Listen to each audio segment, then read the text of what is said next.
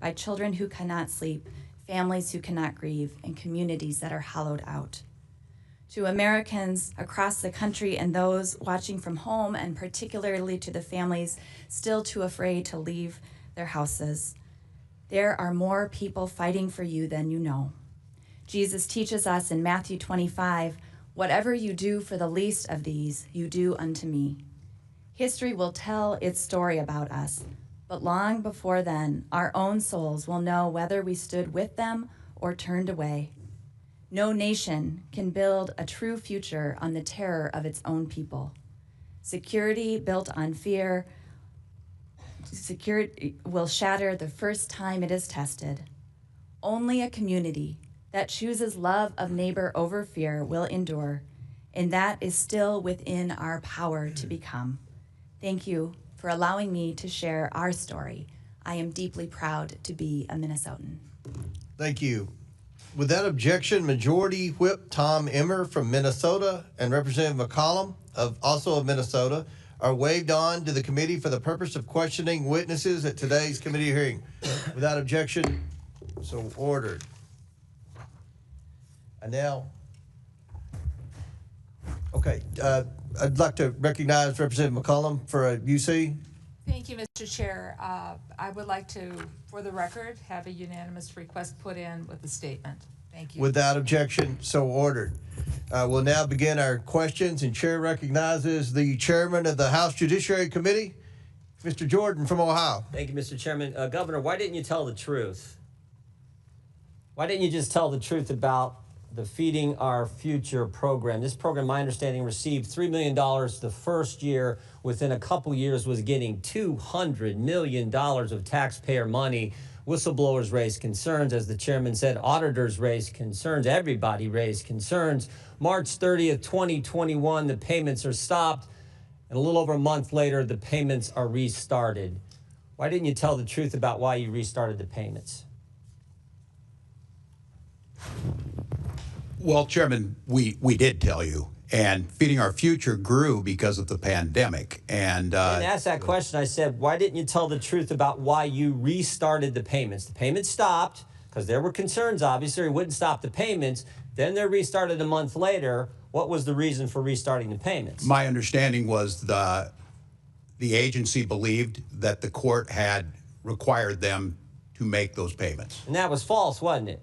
You repeated that. You said that, didn't you? You said that's why the reason you said the reason you restarted is because the court ordered you to do so. Is that right? I don't believe that is settled yet, to the best of my knowledge. Well, I think it is, because the court did something that I don't know if I've ever seen it. They issued a statement saying you were wrong in what you were saying.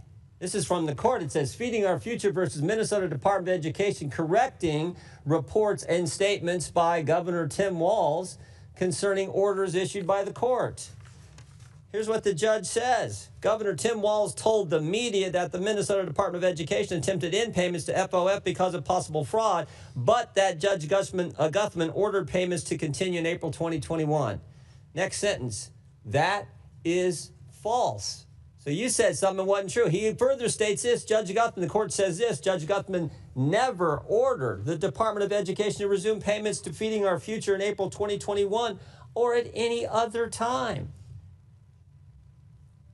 So I want to know, why didn't you tell the truth? Congressman, the attorneys at the Department of Education interpreted that differently. Both of those judges are no longer on the bench, and I think that interpretation... The very first sentence, the first 7 words. This is not some unnamed source talking to the New York Times. This is not some anonymous source talking to whatever your Minnesota Star Tribune or whatever your paper is. This is the court speaking. First sentence, first 7 words. Due to inaccurate statements by the governor, Ramsey County District Court judge has issued and authorized this following news release. That's pretty straightforward. So the court's lying? I can't tell you, Congressman, but the interpretation was... Somebody's lying, because you can't say the court ordered you to restart the payments, and then the court says we didn't order you to restart the payments. So either you're lying or the court's lying. And I'm just asking you, which one is it? I just simply know what the attorneys at the agency believed, that it was a misinterpretation. And I would note that those payments... Could it be you were trying to hide behind the court, Governor?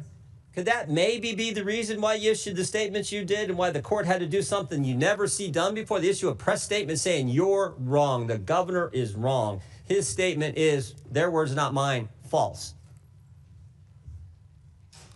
Could that be the reason? That was not the interpretation of the attorneys. And you know, court work, you can appeal those, Congressman, as you well know. I'm sure Is it all about politics, Governor? No, it's about taking care of our people, which Minnesota does better than anyone else. $3 million. The behavioral intervention program went from $3 million to $400 million in 5 years. The housing stabilization went from $2.6 million to $104 million. The integrated community supports went from $4.6 million to $170 million in 3 years. And this is unbelievable what's happening. And you're trying to hide behind some pretend court order, some court order that didn't exist. Governor, who's Casey Magan? I don't know who Casey Magan is. Well, I'll tell you. Mr. Magan is a Somali American and a fraud investigator in the guy beside you's office, in the Attorney General's office. And here's what he said. There was a perception that forcefully tackling this issue might cause political backlash among the Somali community, which is a core voting bloc. Did that have anything to do with this whole fraud scheme that went on in your state, Governor? It did not, Congressman. It did not. So you're saying Mr. Casey Magan is lying too? I'm not. You're the only one telling the truth in the whole state. Mr. Magan, who's a fraud investigator at the Attorney General's office, says it's politics. The court said I couldn't speak for Mr. Magan. You asked me a question. I know. I'm asking. And I said no when you asked me the question. I'm saying Casey Magan said just the opposite. I don't know. So the court's wrong and Casey Magan's wrong. You're the only guy right. How many people have been indicted in your state right now? Do you know, Governor? I don't have those numbers with me. You don't? 98 people have been indicted. You happen to know how many are Somali American? I don't. We don't investigate or prosecute people based on ethnicity, religion. Neither do I. We shouldn't do that. But Mr. Magan is a Somali American who just said that the court, one of the concerns was this is a core voting bloc. And I just want to know if you know how many of the 98 people who have been indicted in your state are Somali. I don't. Their ethnicity is not my concern. 85% of the people indicted were Somali American in key voting bloc. And I think that's what drove this whole thing. With that, I yield back. Gentleman yields back. Before I recognize the ranking member, it's my understanding, Mr. Biggs, you seek recognition. Yes, Mr. Chairman, I have some UCs. Here you go. Biden clemency for convicted fraudsters met with outrage. Next one. Biden's clemency and pardon list includes former elected officials. Next one. The drug dealers, thieves, and gang leaders granted clemency by Joe Biden. Next one. North Dakota judge blasts Biden for setting fraudsters free. Next one. Victims shocked after Biden grants clemency to kids for cash. Next one. Who has Joe Biden pardoned? Without objection, so ordered. Chair now recognizes Ranking Member Garcia from California. Thank you, Mr. Chairman. And I want to thank, of course, our witnesses again for being here. Now, of course, over the past 2 months, countless brave Minnesotans have shared their stories of heartbreak and violence and terror, not just with us in this committee, but with folks across the country. Peaceful protesters are being shot in the streets. Children have been snatched from their schools. People dragged from their cars and tackled at work. And we know that parents, of course, have been missing work and children have been missing school. Now, Reverend Tolgard, I want the country to really understand the effects on kids. Are you seeing families who can't go to work, who can't go grocery shopping, and who can't take their kids to school or the library or the park because they're terrified to leave their home? Are you seeing that? Yes, that's what we are seeing in Minnesota. And this includes, of course, U.S. citizens, right? We're talking about also families, U.S. citizen families, and kids who are United States citizens. Is that correct? Yes, people who are U.S. citizens and legal residents. Well, thank you. I want to just show this image here. This is an image of some kids, including, by the way, one of Liam Ramos's classmates. These are kids that are being held at U.S. detention centers and detention facilities. Now, Reverend Tolgard, when children hear about thousands of kids being detained, reportedly almost 4,000, that must be terrifying. Is that correct? That is absolutely terrifying for children to hear these stories and to fear for that experience. And would you say that kids are scared at their school? Kids are scared at their schools. Parents are scared of what's going to happen to their children. Would you say that is correct also? Yes, that is correct. Well, thank you. Now, we're discussing the violence and brutality that's happened, and I want to show another image that's kind of difficult, I think, to see, but I think it's important for the American public to continue to see it. Now, this is the driver's seat of Renee Good's car seat after an ICE agent shot her dead. Now, Reverend Tolgard, are families in your community afraid that this sort of horrific image could happen to them next? Yes. Are kids scared that this type of horrific image could happen to one of their parents? Kids like my own kids, like the kids in my church, are afraid that that could happen to their parents when they speak out. And let's remember that an ICE agent specifically told a protester, have y'all not learned from the past couple of days? This is just 2 days after Renee Good was shot. That is being told to people on the ground in Minneapolis and across the country, across Minnesota, and it's not acceptable. We should be clear here. This violence does not make us safer. It does not address fraud, waste, and abuse. It doesn't help families with health care, does not grow or build small businesses, and it certainly, as we're continuing to discuss, is not preventing the kind of fraud that Republicans are discussing here today. Now, Governor, can you walk us through specifically how Operation Metro Surge affected Minnesota's ability to investigate actual fraud? Well, thank you, Congressman. Well, first of all, as I've said, we've been partners with the federal, our federal partners, whether that be the FBI or be the U.S. Attorney's Office, which I will note was one of the premier U.S. Attorney's Office, regardless of who they were appointed by. Right now, those lead investigators and basically that whole team has left that office. They've not been filled back in. The U.S. Attorney himself was in front of a federal judge yesterday on contempt issues of that office not working together. Now, look, we're going to prosecute, as we have, every single person that's involved in fraud, but we can't do it alone. The Attorney General's office is doing everything they can. He has consistently come and asked the legislature for more money, more of the investigators he needs. But right now is the backlog at the U.S. Attorney's Office is being challenged by the federal courts. It makes it more difficult for us to get those cases over to them. But the good news is the Minnesota Bureau of Criminal Apprehension is continuing to do those. We got a conviction this week. Those are things that'll continue on. And while we need to put in all the safeguards, we need to, as you heard the Attorney General's opening statement, if we partner together in this, our chance of defeating this fraud is that much higher. But right now, it's stymied. There's no investigators over there. There's no U.S. attorneys. The FBI has been decimated, and it's very difficult. And that right there, the American public needs to hear.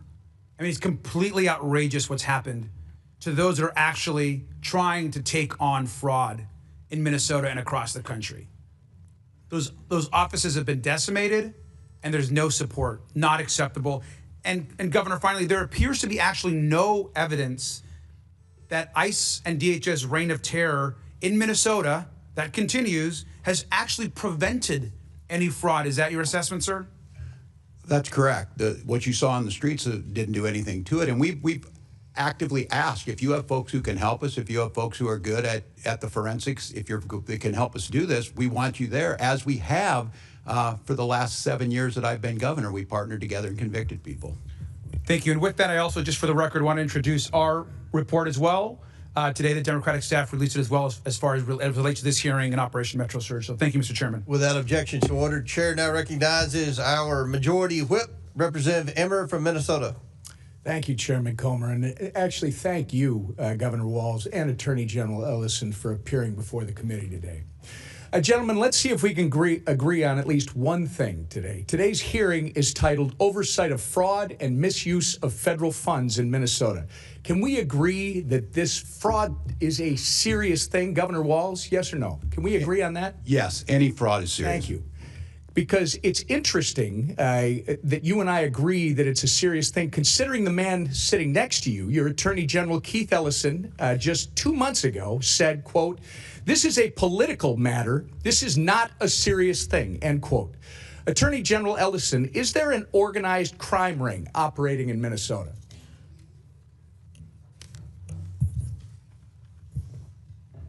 I'll answer for you, sir. Governor Walz believes there is an active crime ring in our state.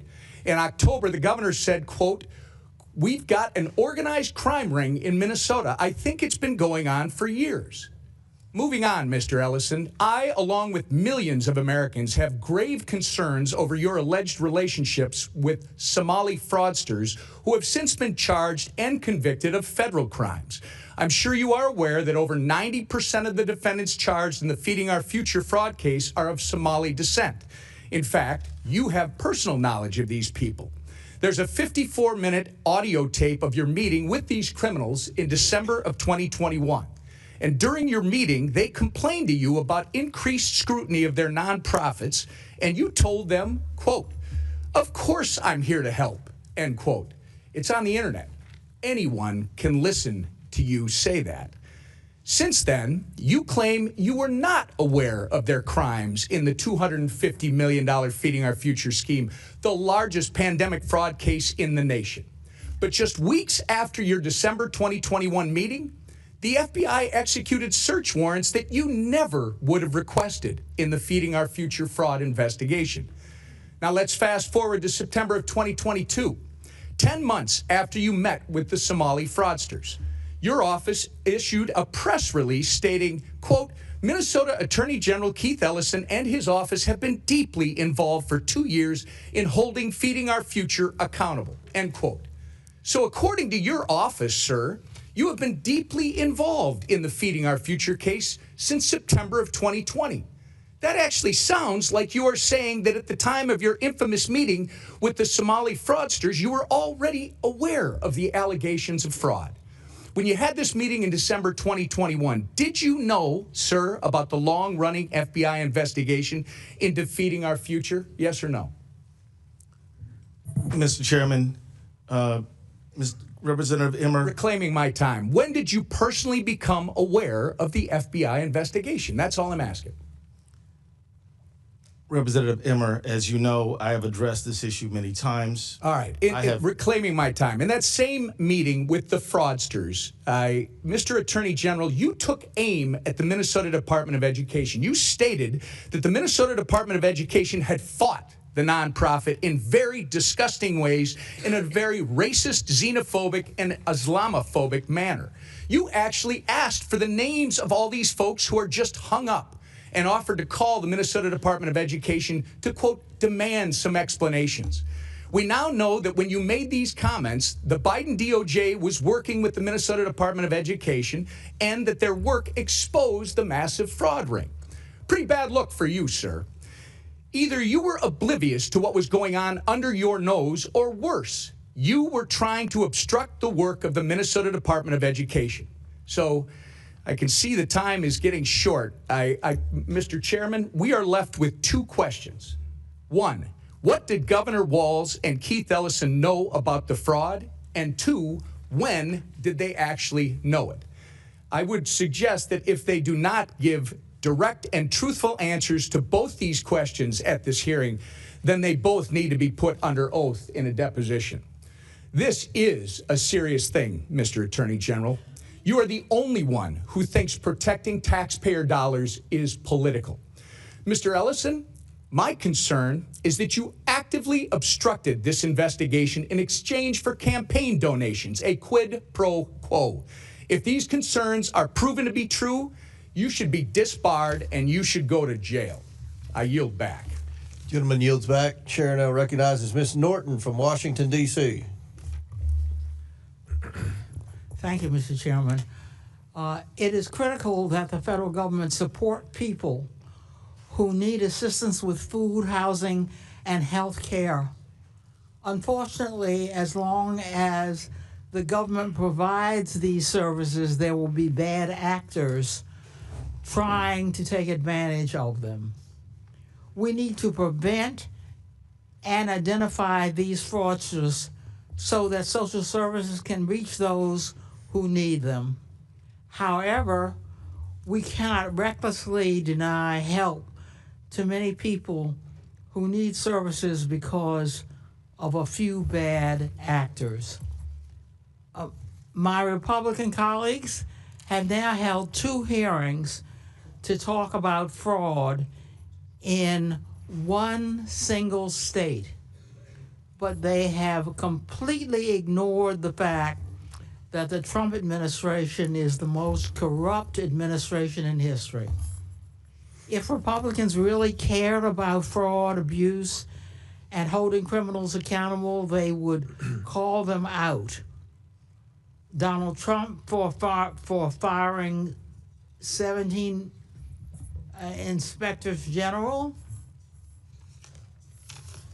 these internal watchdogs are the front line of rooting out waste, fraud, and abuse of federal agencies. The Trump administration has also retaliated against whistleblowers and allowed administration officials to engage in serious conflicts of interest that often cross the line into outright corruption. We need inspectors general, whistleblower protections, and rules prohibiting conflicts of interest to protect federal programs and make sure that people can get the services they need. Across the country, Americans are struggling to afford their health care, premiums, and groceries. The Trump administration should be strengthening the social safety net, not cutting the safeguards that catch the fraudsters taking advantage of it. And I yield back. Gentlelady yields back. I'll now recognize myself for 5 minutes. Governor Walz and Attorney General Ellison, my questions are going to be simple and direct. Governor Walz, you were inaugurated as governor on January 17, 2019, and have served in that role through 2 terms ever since, correct? That's correct, Mr. Chairman. During the time period 2019 and 2020, while you were serving as governor, isn't it true that state auditors and officials raised concerns about fraud and vulnerabilities in programs overseen by your administration?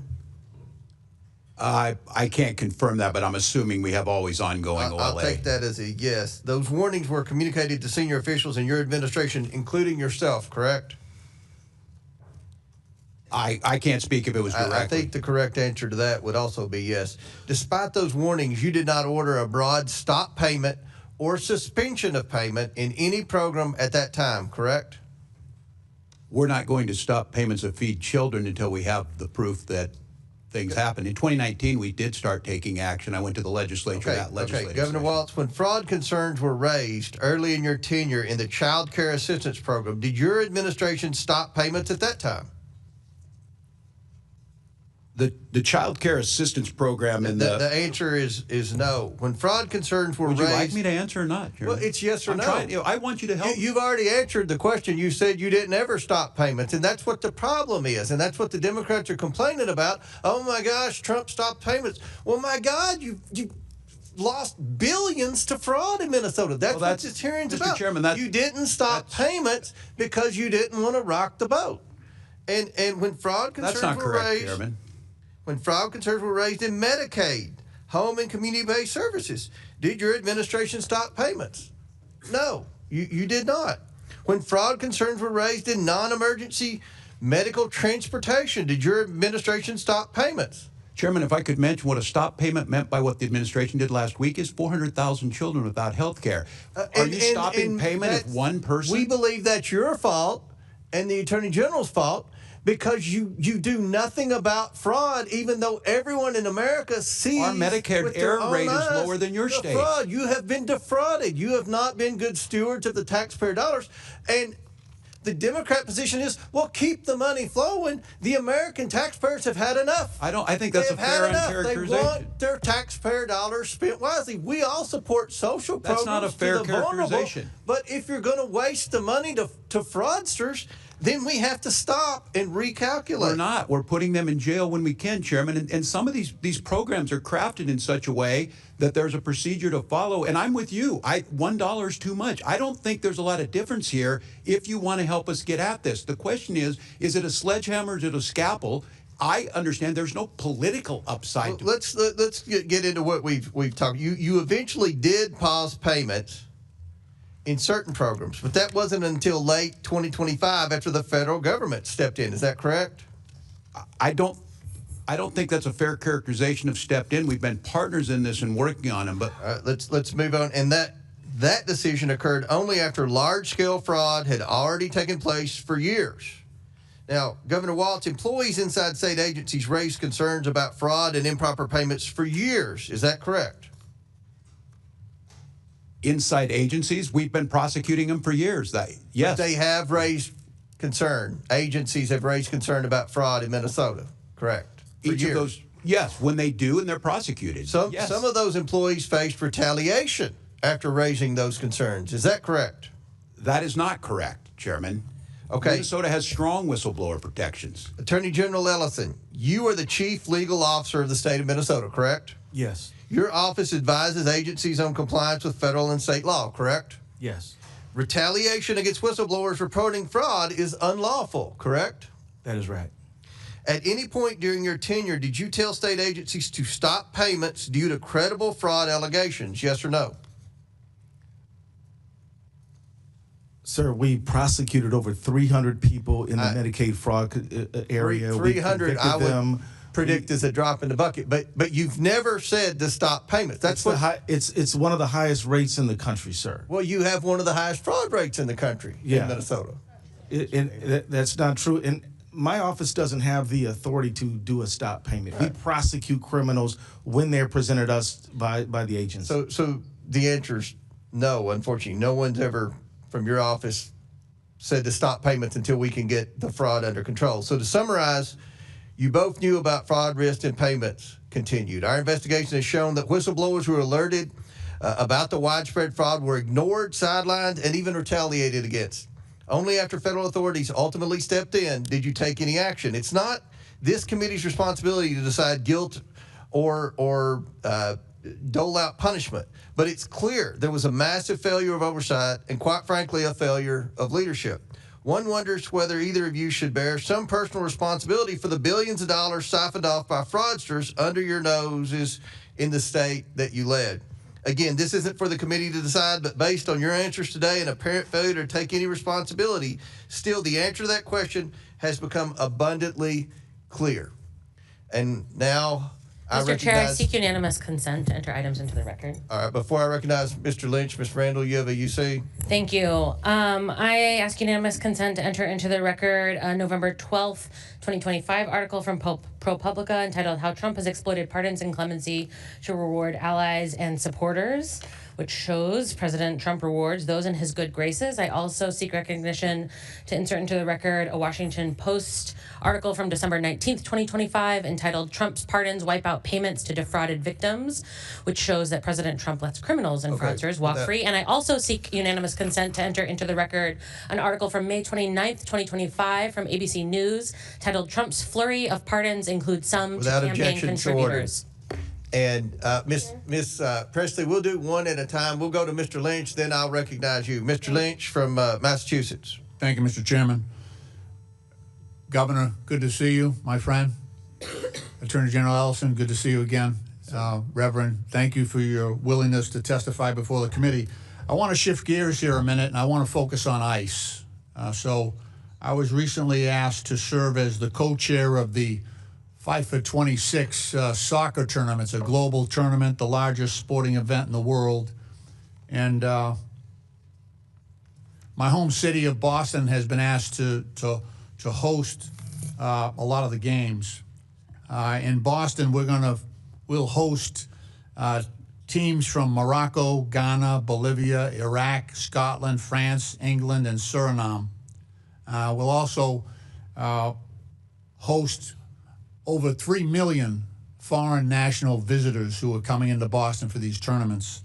And we recently learned from the Trump administration that ICE will play a key role in the security operations during those games. So we've got all these people flying in, foreign nationals, a lot of different countries, South America and elsewhere.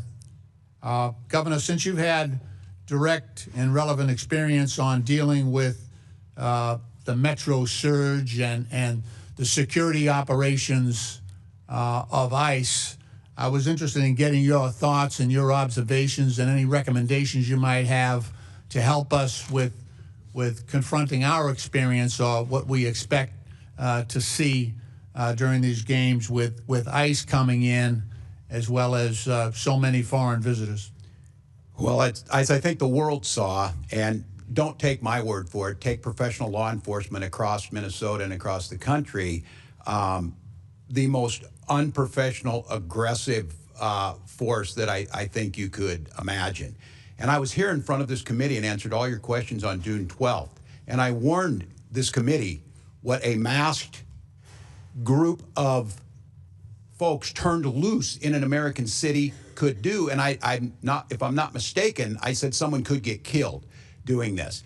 And I just want to be very clear about this. When Tom Homan had to come in to clean up the mess of Secretary Noem and Greg Bovino, Secretary Homan himself acknowledged Minnesota follows the law, exactly as I told you in this committee.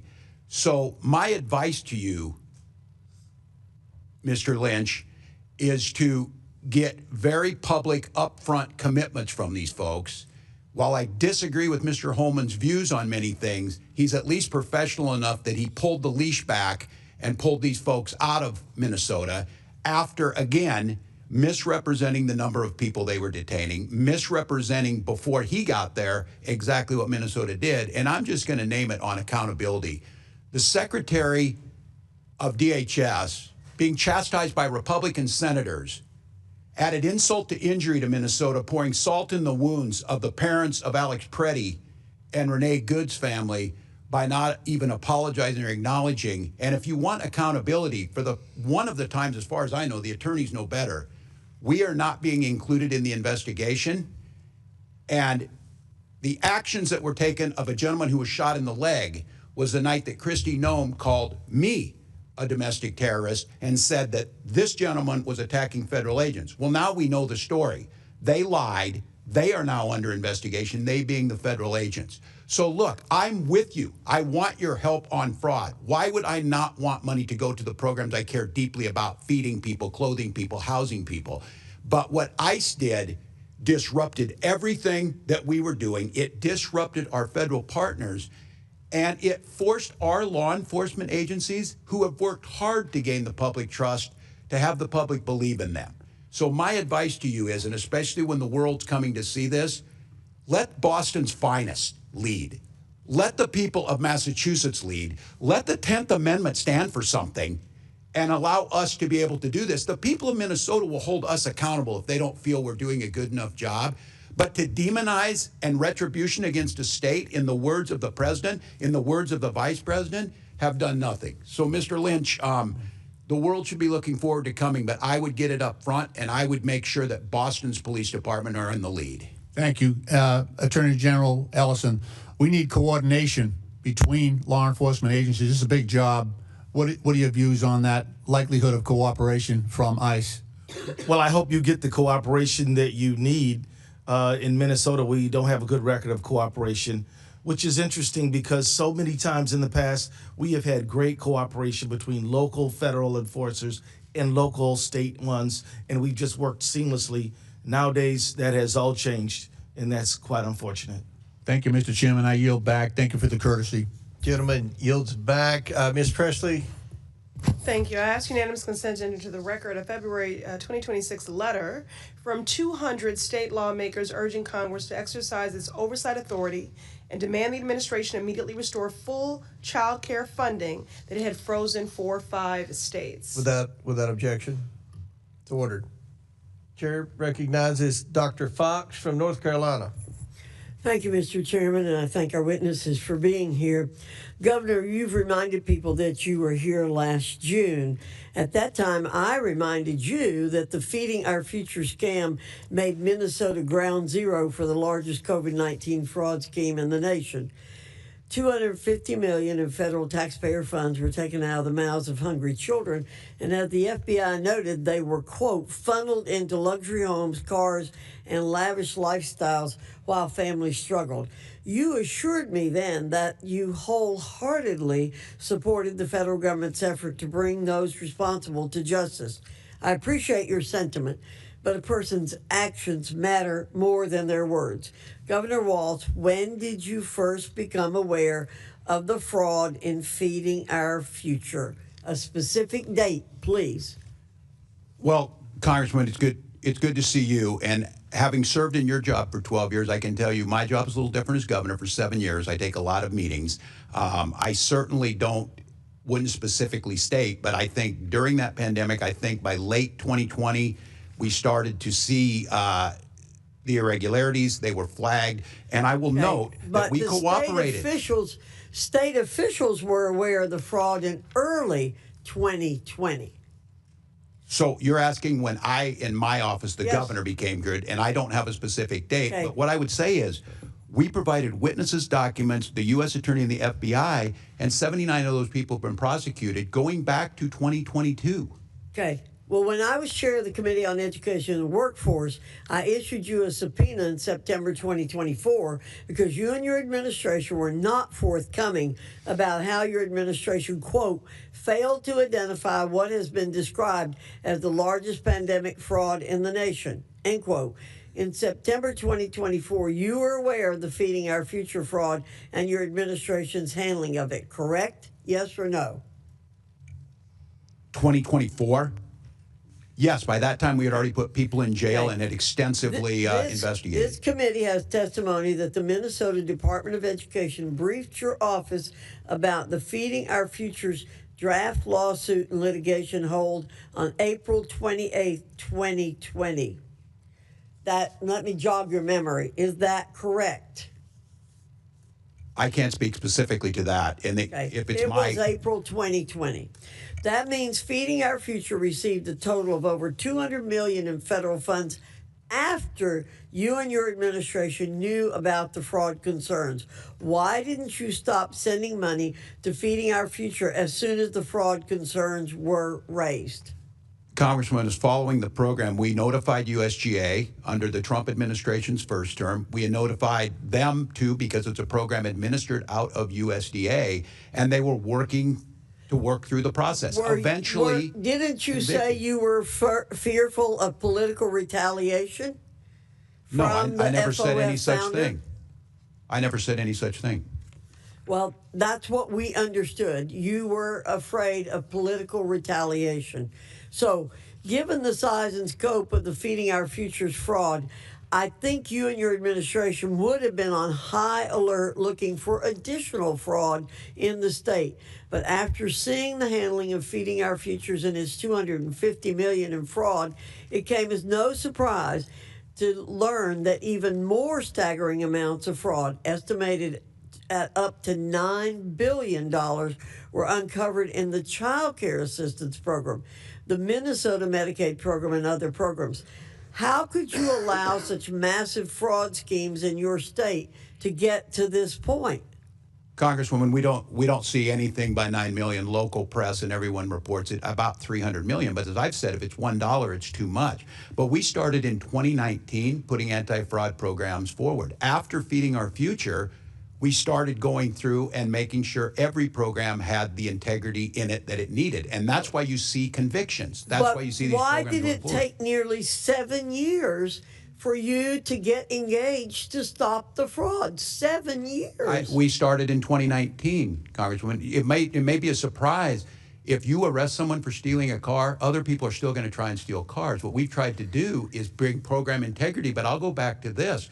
We're not going to shut down programs that have things that are going well in it, and we need to find that proper balance. And I've acknowledged that every year we're putting things in place. And Inspector Governor Walz, you did not do your job.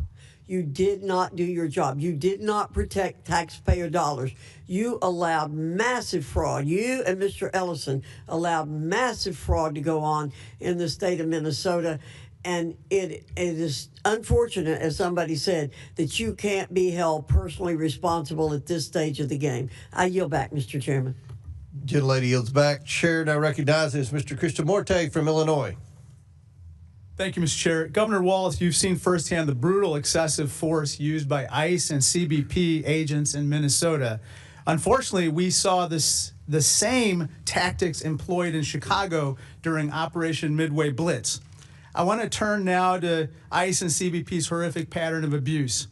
Secretary Noem went to our cities ostensibly under the guise of arresting, quote, the worst of the worst. But in Illinois, less than 3% of those arrested during Operation Midway Blitz had criminal histories. In Minnesota, the vast majority of those detained had never been in trouble with the law, correct? I believe that's correct, Congressman. There were also more than 170 cases this year where ICE and CBP detained U.S. citizens. U.S. citizens should never be detained by ICE, correct? That is correct. According I would to hope we all could agree on that. Well, I hope so too. According to the Chicago Sun-Times, federal agents have pepper sprayed children, including this 1-year-old baby in Chicago. And children should never be pepper sprayed, right? I would hope we could all agree on that too. They should not. And according to The Independent, CBP agents dragged a 67-year-old U.S. citizen out of his car, breaking his ribs and causing internal bleeding. No person should be subjected to that kind of treatment, right? They should not, Congressman. Attorney General Ellison, let me turn to another topic. In President Trump's second term, ICE has become America's highest funded federal law enforcement agency with a budget of more than $85 billion. If ICE were an army, this budget would make it the 13th largest army in the world. Let's look at where that money has gone. Last year, DHS spent $172 million on 2 private luxury jets for Secretary Noem. I assume you're not aware of a stop payment on that particular payment, right? No, I'm not, sir. Republican Senator John Kennedy yesterday grilled Secretary Noem about a $220 million ad campaign featuring her prominently, including on this horse in front of Mount Rushmore. Secretary Kennedy suggested this was wasteful spending, and I agree. I assume you'd agree with that as well, right? I do. This gross misuse of funds must end now, and Secretary Noem must be held accountable. Not tomorrow, not next week, now. Chicago was ground zero for Secretary Noem's overreach when she launched Operation Midway Blitz. Chicago media reported that ICE and CBP agents had pepper sprayed a 1-year-old baby, shot at a pastor, harassed seniors, tased U.S. citizens, and even killed a person. It's clear that Midway Blitz was never intended to make Chicago safer. In December, ICE and CBP began Operation Metro Surge in Minnesota. Over 3,000 agents were sent to one state. There were military-style raids at child care centers. Children kept home from school. Adults postponing medical care. In Minneapolis, Renee Good and Alex Preddy, both U.S. citizens, were fatally shot by federal officers. It's clear that Operation Metro Surge was never intended to make Minnesota safer. But this is not isolated to just Illinois and Minnesota. Inside detention centers across the country, the suffering continues. Detainees report physical and sexual abuse, medical neglect, and pressure to self-deport. On top of that brutality, Kristi Noem is misusing funds to buy herself private jets and enrich her associates. Kristi Noem is testifying in the House Judiciary Committee today, but she must come before this committee to explain the rampant corruption and waste within her agency. DHS is out of control. There is no congressional oversight. I was denied entrance to ICE facilities twice in Illinois. There's no accountability. Secretary Noem has still not appeared before this committee, nor has she responded in a substantive manner to more than 12 letters I've sent her. There are no consequences. Noem is still the leader of DHS despite regularly breaking the law and abusing her authority. Secretary Noem must answer for her wrongdoing. For Jaime, my State of the Union guest, who raises his little sister after his father was coerced into self-deportation. For Chicagoan Marimar Martinez, who was shot 5 times. For my constituent Evelyn, an 18-year-old U.S. citizen who was wrongfully detained by ICE. For Renee Good, Alex Preddy, and Silverio Villegas Gonzalez, and all the other victims of ICE and CBP. For the American people. It's for all those reasons that, Mr. Chairman, pursuant to Clause 2K6 of House Rule 11, I move to subpoena Kristi Noem to testify before the House Committee on Oversight and Government Reform. This is for every family impacted by Kristi Noem's terror campaign. They demand answers, and so do I. A motion has been made. The committee will hold this motion in abeyance until the end of today's hearing. The committee will now proceed with today's hearing, and I want to remind everyone, I believe Kristi Noem's testifying in front of the Homeland Security Committee in the House today after testifying in the Senate yesterday.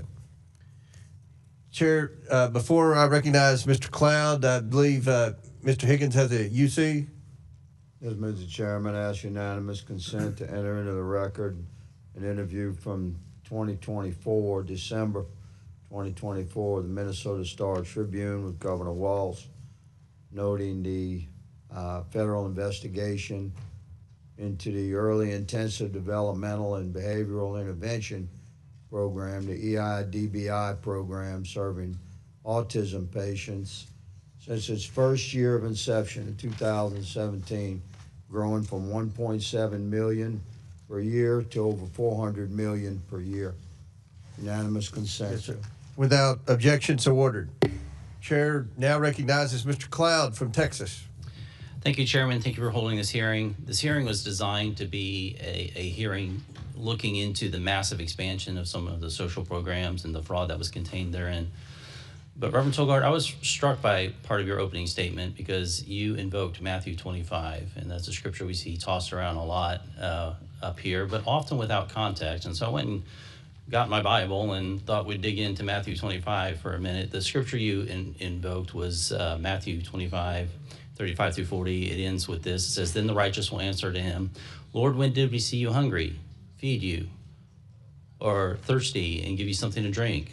And when did we see you a stranger and invite you in, or naked and clothe you? When did we see you sick or in prison and come to you?" And the king will answer to them, "Truly I say to you, to the extent that you did to one of those brothers of mine, even the least of them, you did this to me." I would ask you, who's the you in that passage? Thank you for your question. You, meaning all of us, the followers of Christ. Followers of Christ, right. In Matthew 24:3, it says, after Jesus was sitting on the Mountain of Olives and the disciples came to him privately, and then they asked him, that began this whole chapter. Now, what Christ didn't say was to lobby your government. He said, if you have, you give. That's the general biblical principle here. 2 Corinthians chapter 9 gives us probably the best scriptural understanding of what charity is. It says, each of you should give what you've decided in your heart to give, not reluctantly, under compulsion, for God loves a cheerful giver. Would you say that taxes are under compulsion? Taxes are not my area of expertise, but But are they given under compulsion? Do you pay your taxes? As a U.S. citizen, I pay my taxes. Yes, because what happens if you don't? We don't have the services that we need to support our... What happens to you personally if you don't pay your taxes? You get in trouble. You get in trouble. I would say that's under compulsion. So if we're talking about what charity is, I'm always amazed in D.C. how much of we get to define our personal worth as a politician or statesman or whatever you want to call us by how much of other people's money we give away.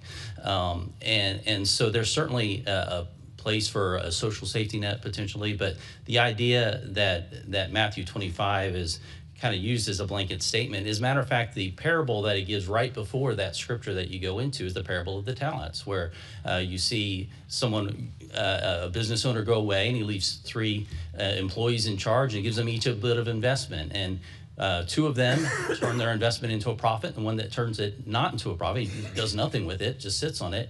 What does he call him?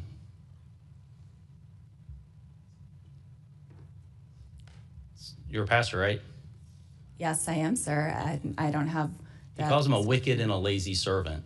And so, scripturally speaking, God expects us to do something with what he's given us. Now, Romans 13 talks about the purpose of government. Scripture is replete with, there's different institutions that each have a different thing. The primary job of raising our kids and taking care of our families and the institution of the family. The government has a different one. It says, for the one in the authority is God's servant for your good. But if you do wrong, be afraid. For the rulers do not bear the sword for no reason. They are God's servants to bring agent of wrath on the wrongdoer. Would you say that someone who commits fraud is doing wrong? We all are against fraud. Right. Is fraud theft? Would you agree that that's theft? Yes. As the 8th commandment says, thou shalt not steal. Would you recommend that someone in your church go into debt to give an offering in your church? No. Okay, so we have a massive program of fraud that's being paid for by taxpayers, and it's not really us paying it, it's really our kids and our grandkids that are paying it. And yet we continue to see this massive expansion all under the taken out of context of what charity is being defined as. It's interesting. I find it odd that the left continues to bring up Matthew 25, because at the very beginning of that, right before he goes in that scripture that we talked with, it says, Matthew 25:32, all the nations will be gathered to him, and he will separate the people from one another as sheep and goats.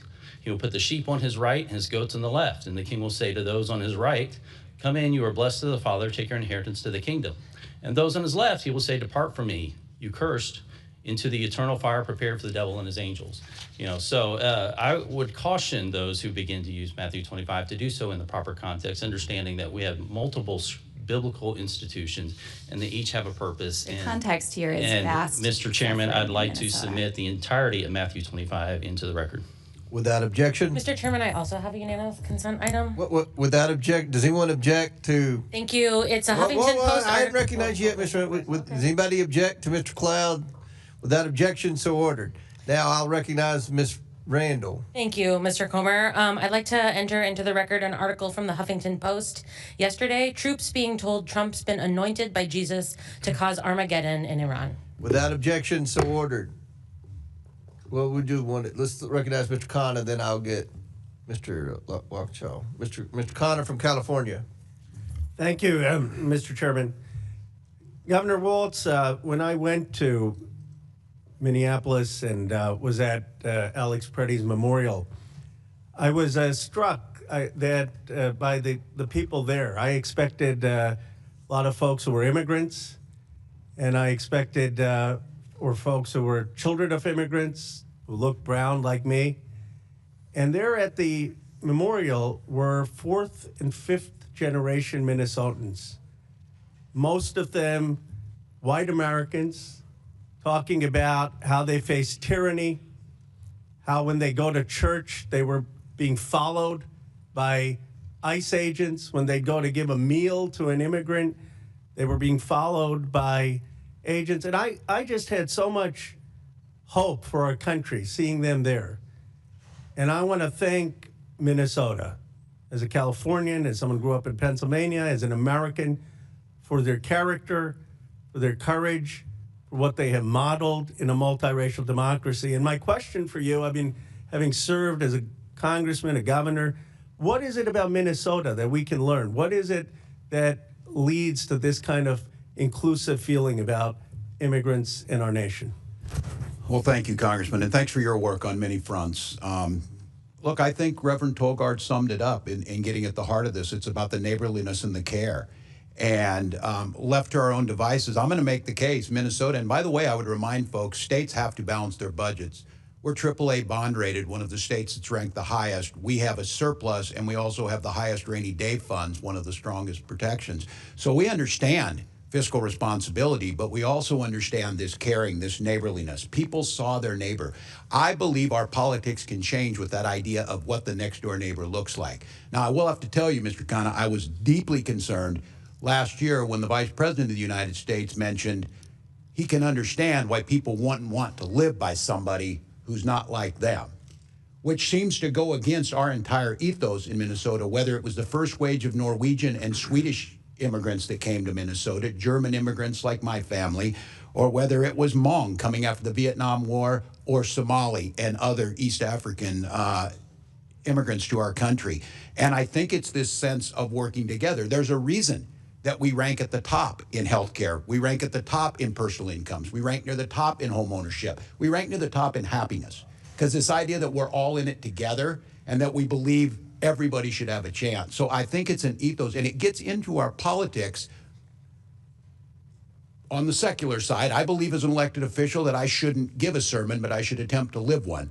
And one of our politicians, Paul Wellstone, talked about we all do better when we all do better. And that's what we do. And I know that is true to a certain degree in other states, but I see folks making the claim that, well, you wouldn't have any fraud if you just cut all these programs, if you just zeroed them out. That is true. If we did not provide food for our children, no one would steal from that program. But there would also be a lot of hungry children. And what I'm asking for and acknowledging the accountability, we need to put program integrity in. So I think it's a neighborliness.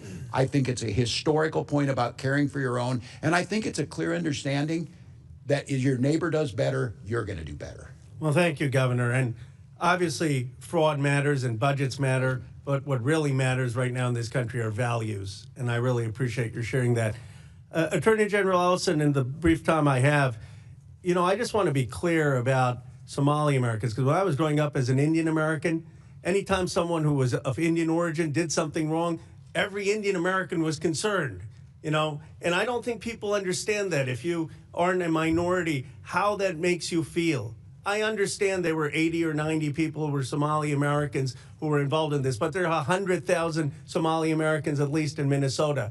And statistically, from all the studies I've seen, it is just factually untrue that Somali Minnesotans or Somali Americans commit more fraud than white Americans or Indian Americans or other Americans. And could you just speak to this, because it is so dangerous? And I don't even think on the other side people are doing that on purpose. But if you aren't an immigrant, if you haven't lived that or a child of immigrants, you don't know what that makes you feel. And can you talk about the Somali experience in Minnesota? You know, the reality is the Somali community in Minnesota has brought great things to our state. They have opened businesses. They've gotten professional degrees. They are great neighbors who volunteer and help their neighbors. They have been a benefit to our state. If you pick out a few people who've done wrong, sure, you can do that, but I can guarantee you can do that in any ethnic group at all in the state of Minnesota or anywhere in America. Thank you. Thank you both. All right, before I recognize Mr. Higgins, I'll recognize Mr. Walkinshaw for unanimous consent. Thank you, Mr. Chairman. And first, I just wanted to make a quick correction. You said Secretary Noem is before the Homeland Security Committee today. That's not true. I'm a member of the committee. She was with us a couple months ago, but okay, not scheduled.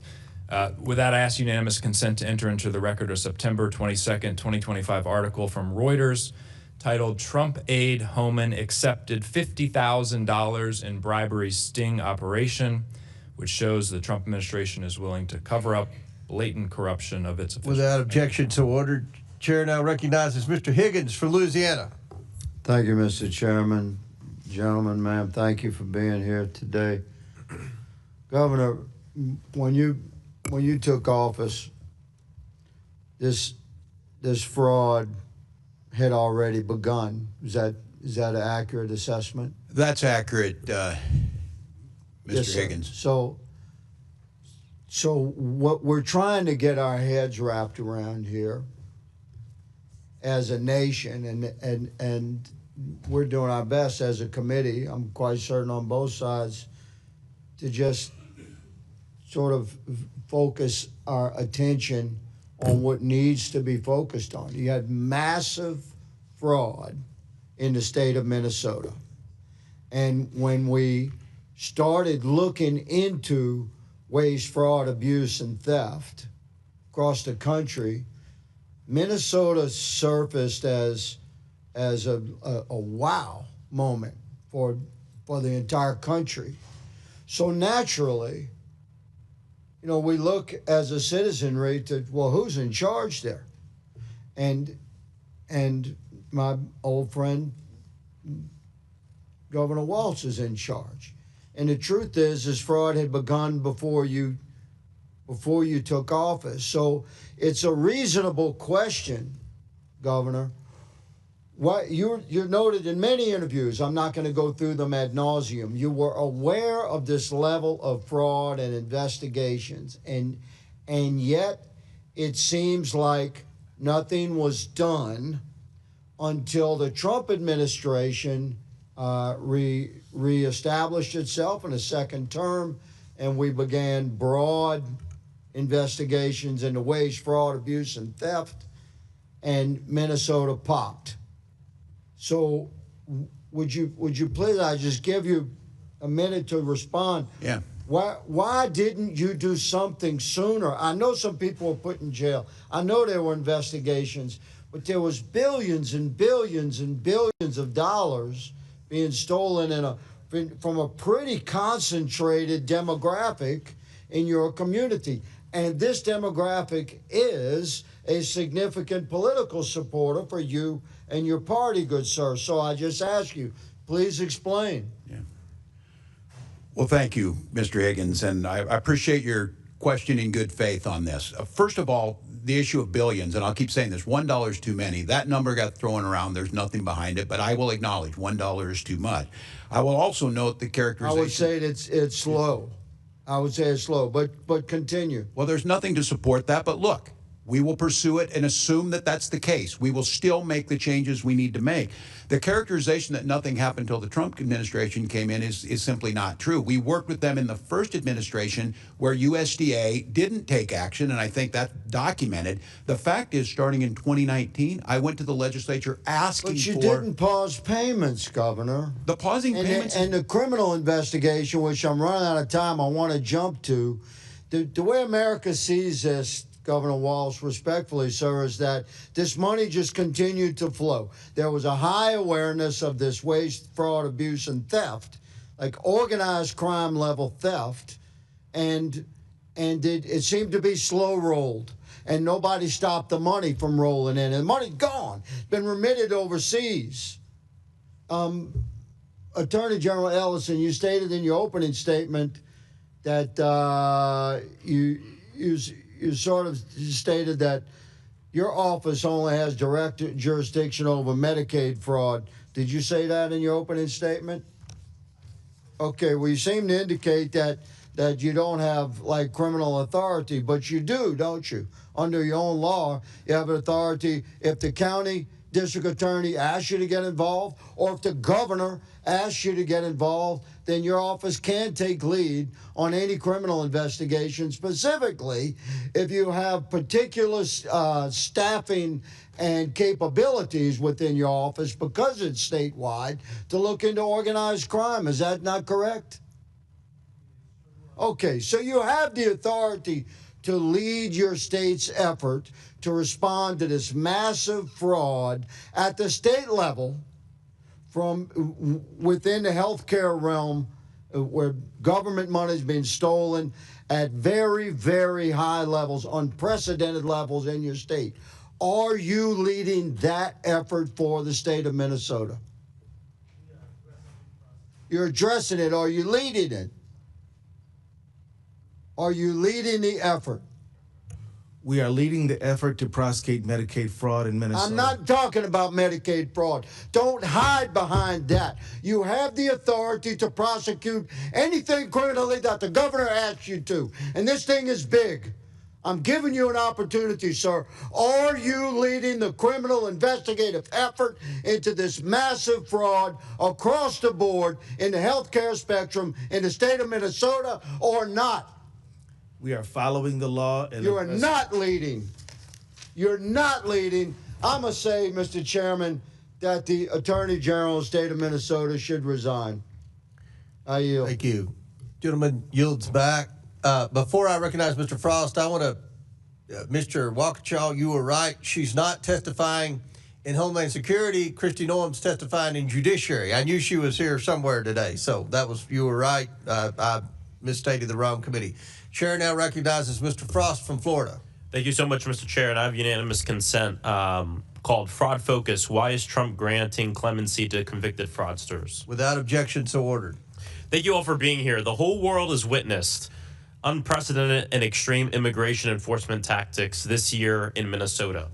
After the murder of Renee Nicole Good and before the murder of Alex Preddy, President Donald Trump posted on Truth Social that, quote, "The day of reckoning and retribution is coming." Governor Walz, the dictionary defines retribution as punishment inflicted on someone as vengeance for a wrong or criminal act. Based on what we've seen play out in Minneapolis, what is the problem with the President of the United States directing agents to carry out retribution? Well, yeah, thank you. And this is certainly troubling because under the guise of fraud, which we all want to tackle, we were subject to, as you saw, the largest invasion of a state by the federal government, I don't know, in certainly any of our lifetimes. And that infliction, to me, we're trying to figure it out. Look, we'll acknowledge, and we're fixing it in Minnesota, but I'm telling you, each of you are going to go back to your state, and if some of you think you want to be governor, you're going to deal with this, and these folks keep moving. The problem is, Congressman, this was about retribution. This was about singling out Minnesota, and I think I'm going to just name it. I think it's singling out because our state works and it provides things for people, and we care and we mind our own business and we respect our neighbors. And this retribution had nothing to do with getting the worst of the worst. We know that. It had nothing to do with stopping fraud. And we were subject, we being Minnesotans, for over 10 weeks. And I want to note, just before, and I'll yield back on this, Congressman, I think this is important to note. The gentleman from Illinois noted that Midway Blitz, the damage it did to Chicago. There were 500 agents on the ground in Chicago. Kristi Noem testified yesterday there's still 650 in Minnesota. It is not over. This is not ancient news. This is not looking like everybody moved on. Minnesotans are still experiencing this. It's bad for our communities and makes our people less safe. It's terrorizing our streets. Yes. Reverend, what has been happening in your community when individuals try to record federal agents?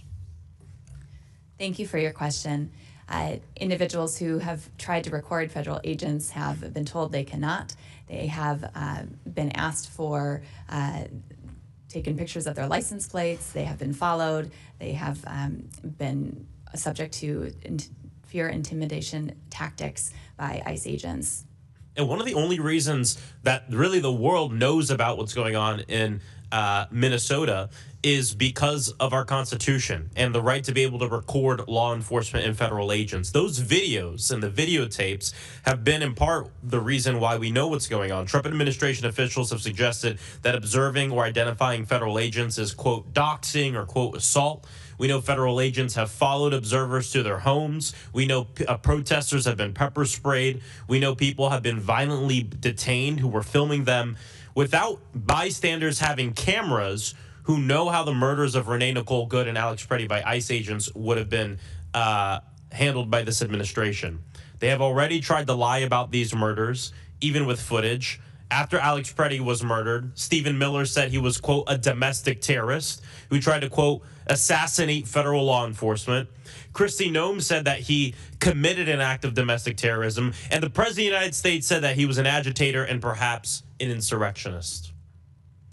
Reverend, the last thing I want to get to that I think is really important.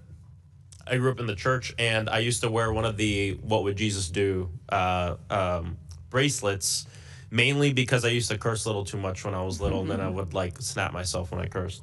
Either way, nowadays I think less about what would Jesus do, and I think more about what would happen to Jesus in this country.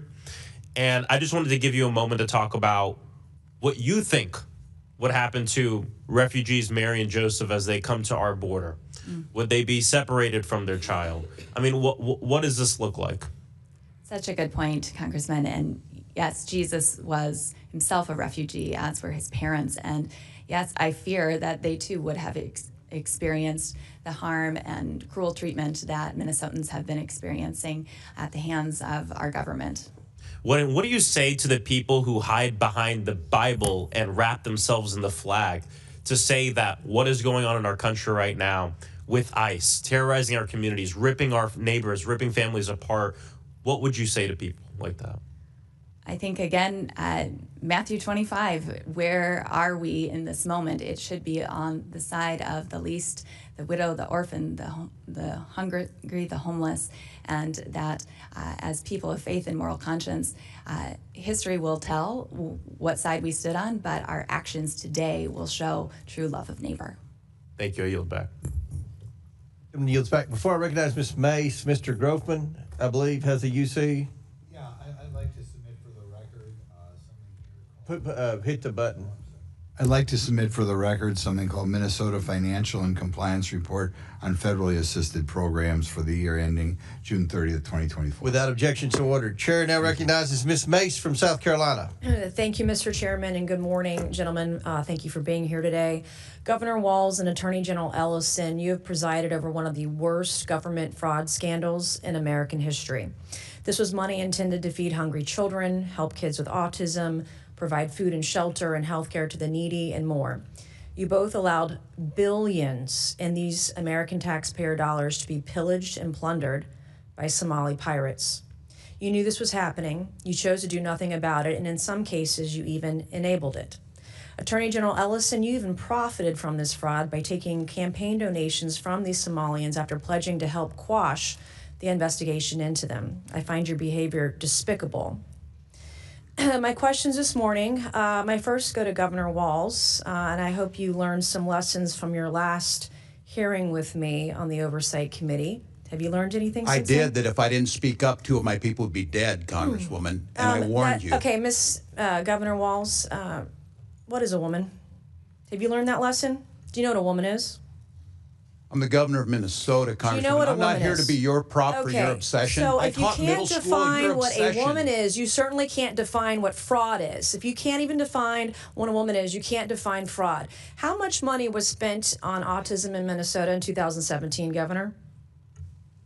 I don't have those numbers in front of me, Congresswoman. Did you prepare for this hearing today? Did you do any I preparation take for this Congress hearing today? seriously. And you've seen the numbers about autism fraud in Minnesota. So we're going to do some Minnesota math with you today, okay? Are you ready? How much money was spent on 2017 for autism in Minnesota? How much? I don't know. I wasn't the governor. Okay. Did you not just say that you prepared for this hearing today? $1 million, okay? A quick Google search or using your AI could tell you $1 million was spent. How much money was spent on autism in Minnesota in 2024? I don't have the number in front of me. As Were you governor I in don't- 2024? I was, but I'm not the Okay, head so of the your HHS. excuse before that you didn't know what 2017 autism numbers were because you were not governor, and today you can't answer the numbers about 2024 as governor, and you still said you prepared for this hearing today. It's unbelievable. $343 million was spent in 2024. What percent increase is that from 1 million to 343 million? What percentage increase is that? I'm not here to be your prop. Go ahead and tell me. Are you governor of Minnesota or not? Yes, I am. I'm Okay, not. well, I'm when not I'm a prop governor of for a South member of Carolina, Congress. you can sure as hell bet that I'm going to know the math. The math is 34,200% increase, an increase of 343 times what it was in this time period. Do you know the number of children in Minnesota? I know that Minnesota ranked as a top 3 state for children What is the in the last total year. population in Minnesota? 5.7 million. Okay. What is the total population of children in Minnesota? I don't have the number in front of me right Are now. you governor of Minnesota? I know 400,000 were cut out of health care last Okay, week by that's the not- actions you made. Are you governor of Minnesota? I am. And you don't know the number of children I residing don't have in the Minnesota? specific number. It's 5.7 million. That's your total What is your age? population. What is the age? 0 to 5? 0 to 19? You have approximately 1.2 million children in Minnesota. What I'm not age? even governor of South Carolina. Our population in South Carolina is 5.5 million. We have approximately 1.1 million children under the age of 18 in my home state of South Carolina, okay? As governor, I expect you to know this information. Thank God you're not Vice President of the United States. Do you know approximately how many children in Minnesota are autistic or on the spectrum? No, I don't have that number. Okay, well, if you take the CDC's roughly 1 in 36 kids are on the spectrum, we're talking about approximately 33,000 kids. In South Carolina, it's about 31,000 or so. What is, do you know what this is per child, spending-wise, in the fraud for autistic kids in Minnesota? Again, I'm not here to be your prop. Go ahead and tell us. Is doing Minnesota math a prop? This is math. We're talking about fraud. Minnesota ranks at the top. Where does South Carolina rank? We're talking about money. Where does That South was Carolina supposed children to- rank on healthiness? These are my questions for you. It doesn't go the other way around unless we're debating on the debate stage. And we're not. If you're asking questions about being governor, I'm it does. asking you When you're questions governor, about you can being come and governor tell of me. Minnesota, which you can't answer. This is basic math. And you can't even answer. not Do you here to even be your care prop. about kids in Minnesota? They rank near Do the you top care? in every category. My children are fed. My Care children about are autistic housed. My children children have getting health the care. services they need in My Minnesota. children have the best No, schools. you don't. Mr. Chairman, I yield back. Mr. Chairman. Lady yields back. Mr. Chairman. Oh, Miss Bobert? Yes. Mr. Chairman. Oh, Miss Mace. May I make my 2 motions? Proceed. Okay, thank you. Mr. Chairman, I move that the committee issue a subpoena to the Honorable Pamela Jo Bondi to appear before the committee for a deposition regarding the department's handling of the investigation into Jeffrey Epstein and his associates and compliance with the Epstein Files Transparency Act. A motion has been made. The committee will hold this motion in abeyance until the end of today's hearing. The committee will now proceed with today's hearing. Mr. Chairman, I move that the committee issue a subpoena to the Office of Congressional Workplace Rights for the awards and settlements paid pursuant to Section 415 of the Congressional Accountability Act prior to December 12, 2018, with only redactions allowable for the personally identifiable information of victims, alleged victims, and witnesses. Thank you, ma'am. A motion has been made. The committee will hold this motion in abeyance until the end of today's hearing. Mr. Chairman, I seek unanimous consent. Oh, Mr. Chairman, can I have one thing before? Chair recognizes the ranking member. Thank you. No, we'd just like to see Mrs. Mace's motions in writing, which would be great. Okay. Now, before I recognize Ms. Lee, do you have Ms. Randall? Thank you, Mr. Chair. I ask unanimous consent to enter into the record a December 11th, 2025 article from The Guardian titled Somalis Are the Scapegoat. Fear Rises as Trump Targets Minneapolis Community, which describes the Trump administration's xenophobic attacks.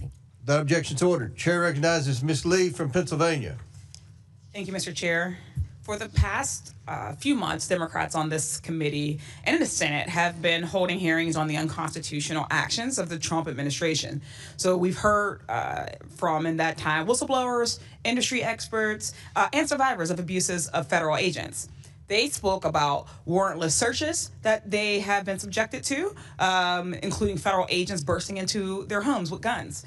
They spoke about being shot at and dragged out of their cars, and then, being made to look like they were actually the perpetrators. They spoke about federal agents' use of masks in unmarked vehicles, and the efforts of these agents to hide their identity to escape any sort of accountability. And we heard from the brother of Renee Good, who was murdered by ICE agents in Minneapolis.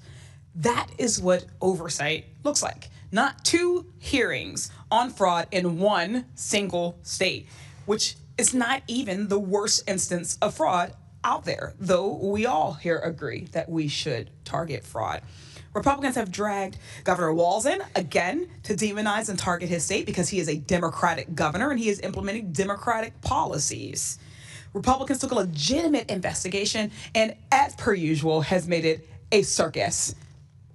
Now we have just a random guy lurking around child care centers trying to get into buildings with children as the fraud vigilante. The Somali community has been vilified and made to feel unsafe. And federal benefits are being cut to Minnesota and other Democrat-led states. Trump and his administration also used this investigation as a justification for an immigration enforcement push that has created chaos and fueled violence and resulted in the death of American citizens. Reverend Tolgard, as a Minnesotan, do you feel that these oversight hearings and the Trump administration's fixation on fraud in Minnesota has made anyone safer in your state? No, they have not. Republicans have been touting alleged fraud in child care centers and the need to protect children. But since the immigration enforcement push, have kids been able to be kids? Have they felt comfortable going to school or playing out in public with each other or with their friends? They have not been safe. They've not been able to go to school, to be in playgrounds, to be in libraries and places you would normally expect to find them.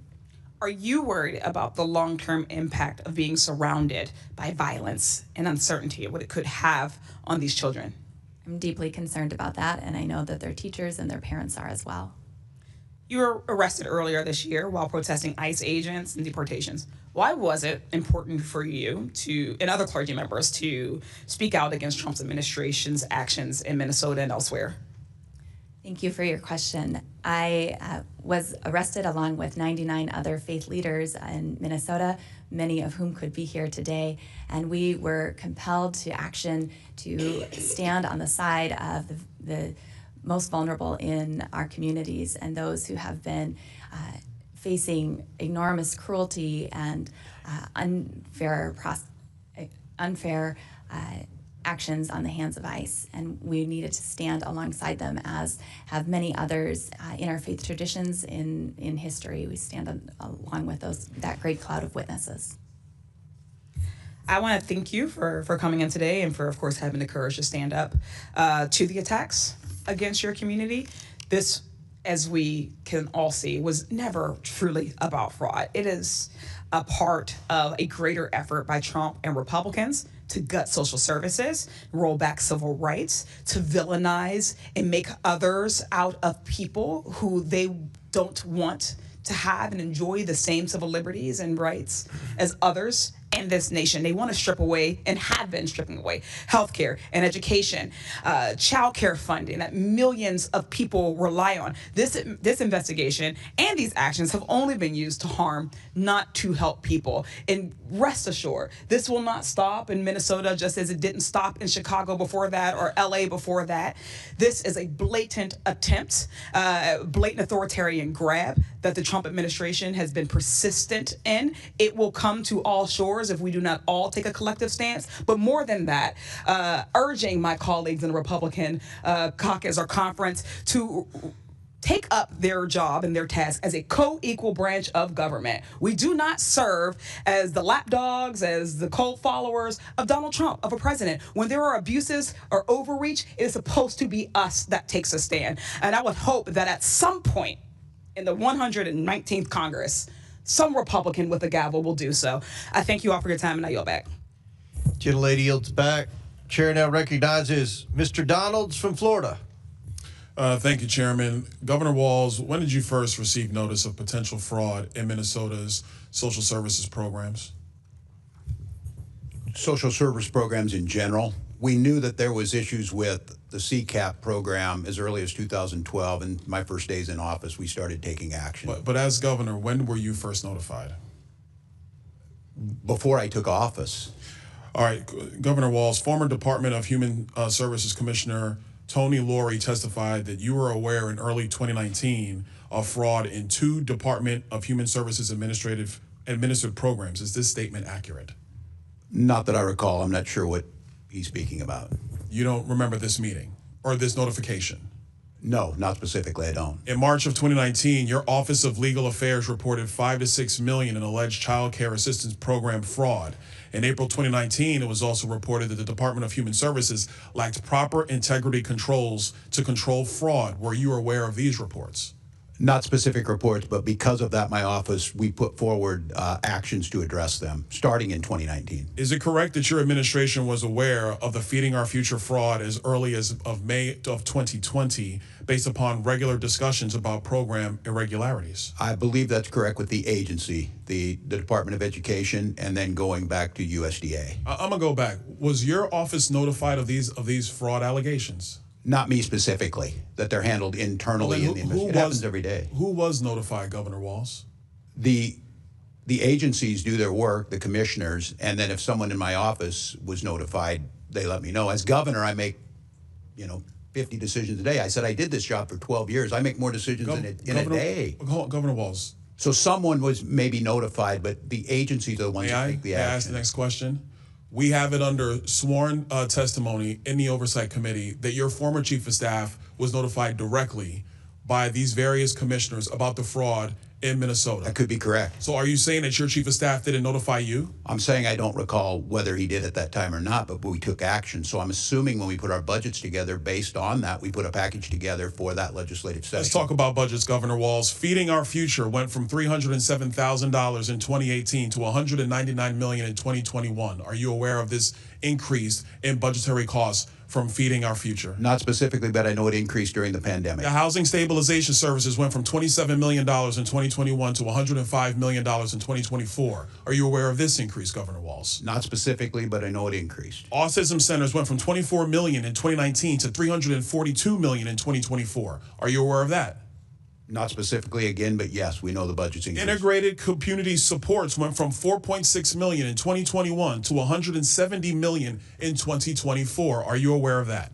Again, not specifically on the numbers, but it's the budget. Governor Walz, you have to submit a budget to your legislature every single year, like every governor has to do. If you're not aware of these increases, what was your office Everyone doing? is balanced. My budget is about $72 billion. It involves 23 agencies. Florida's budget's $115 billion, sir. But what were you doing if you're seeing program increases like this amid allegations of fraud in your state? Action was being taken on these starting back in 2019. If it's CCAP. Can you describe the action that was taken in 2019? Sure. In 2019, I'll go to the first things that we did on child care assistance. We lowered the standards on proof of administrative fraud disqualification. Whoa, you lowered the standards? We lowered the standards for proof of administrative fraud. The standards where we had to prove it were so high it was impossible. to try and do it. So we lowered what it took to show that fraud was happening. And what did you do with the results of lowering the standards to prove fraud? What did you do? Put 79 people in prison, and but Governor Walz, the fraud continued to increase. It increased under your tenure. Do you acknowledge that? Did the numbers increase? Yes. And I tell you, when you catch people and prosecute them, it shows up at the fraud increase. I would tell you, Congressman, just because you're not hearing about fraud doesn't mean it's not I got 50 happening. seconds, Governor, and I don't want to get into a fight with you, but let me move quickly to the Lieutenant Governor. Peggy Flanagan's your Lieutenant Governor, is that correct? That is correct. Does the Lieutenant Governor go on the ticket with you, or are they elected by themselves on a ballot in the state of Minnesota? It's on a ticket. It's on a ticket. Peggy Flanagan essentially works for you. She has an independent office. She's a constitutional officer. She's on the ticket, but she is independent as a constitutional officer. You could ask for her resignation at any time. Is that correct? That's typically how it works with lieutenant governors. Yeah, but she's a constitutional officer. I don't believe that's happened in Minnesota.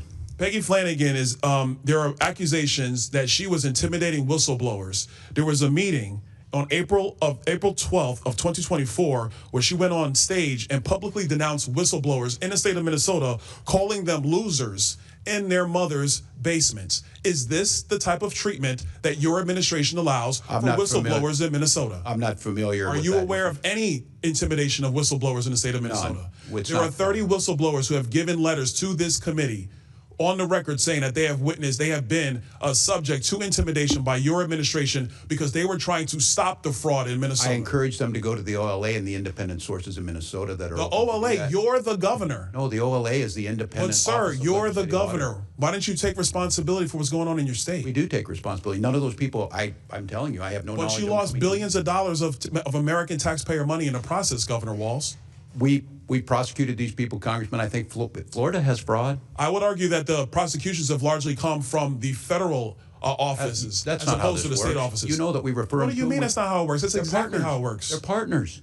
They partner together, our BCA. Is the Attorney General allowed to investigate fraud and prosecute fraud in the state of Minnesota without the Department of Justice federally? Are you allowed to do that, Attorney General Ellison? Yes, and we do prosecute Medicaid. Yes, and we do prosecute Medicaid fraud all the time. We've prosecuted over 300 people. Apparently not enough, because Minnesota's rife with it. I yield back. Gentleman yields back. Chair recognizes Ms. Randall from Washington State. Thank you, Mr. Chair, and thank you, Governor Walz, Attorney General Ellison, and Reverend Tolgard, for being here to shed light on the impacts of the Trump administration's harmful actions in Minnesota, and frankly, to be pulled into some really ridiculous question lines. The escalation in attacks from this administration on social services programs in democratically led states like Minnesota, on the heels of the big ugly law's billions of dollars of Medicaid cuts last summer, is clearly devastating our communities. Do I believe Congress has a responsibility to reduce opportunities for misuse and fraud where we have seen evidence that it exists? Sure. That's why I introduced the Federal Program Integrity and Fraud Prevention Act, a bipartisan bill that would prevent individuals who have been convicted of fraud from applying for federal contracts. Mr. Chairman, if you are serious about addressing fraud, I'd love to see this committee hold a hearing on my bill, which was developed based on feedback from nonpartisan inspectors general whose entire job is overseeing the appropriate administration of government programs.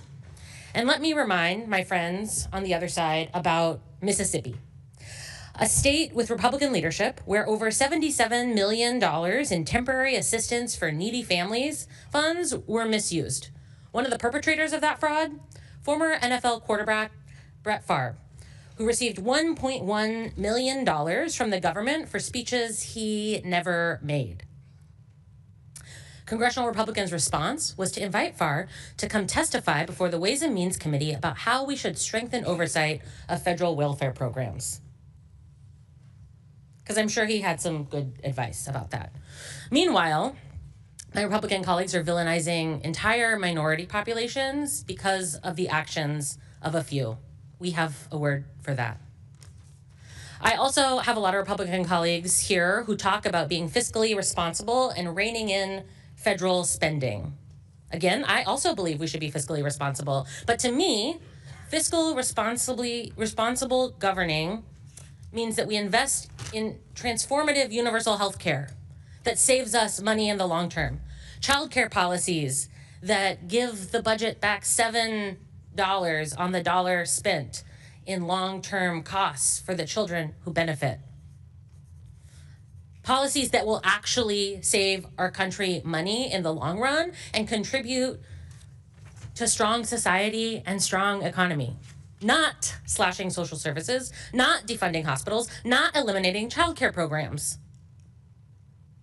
Governor Walz, why do you think the Trump administration is so obsessed with fraud in Minnesota when its own agencies have found other states with even worse problems? Well, it's a question we're all asking, Congresswoman, and I'd like to say, and thank you for this, I just want to make sure I go on record, Chairman Comer, in condemning the slurs towards my Somali community that the gentlewoman from South Carolina made. Thank you. Look, Congress, I don't know. I think it's been pretty clear the president does not like me personally. I think he continues to tell lies about our electoral system, claiming that he's won all 3 times when he lost all 3 times.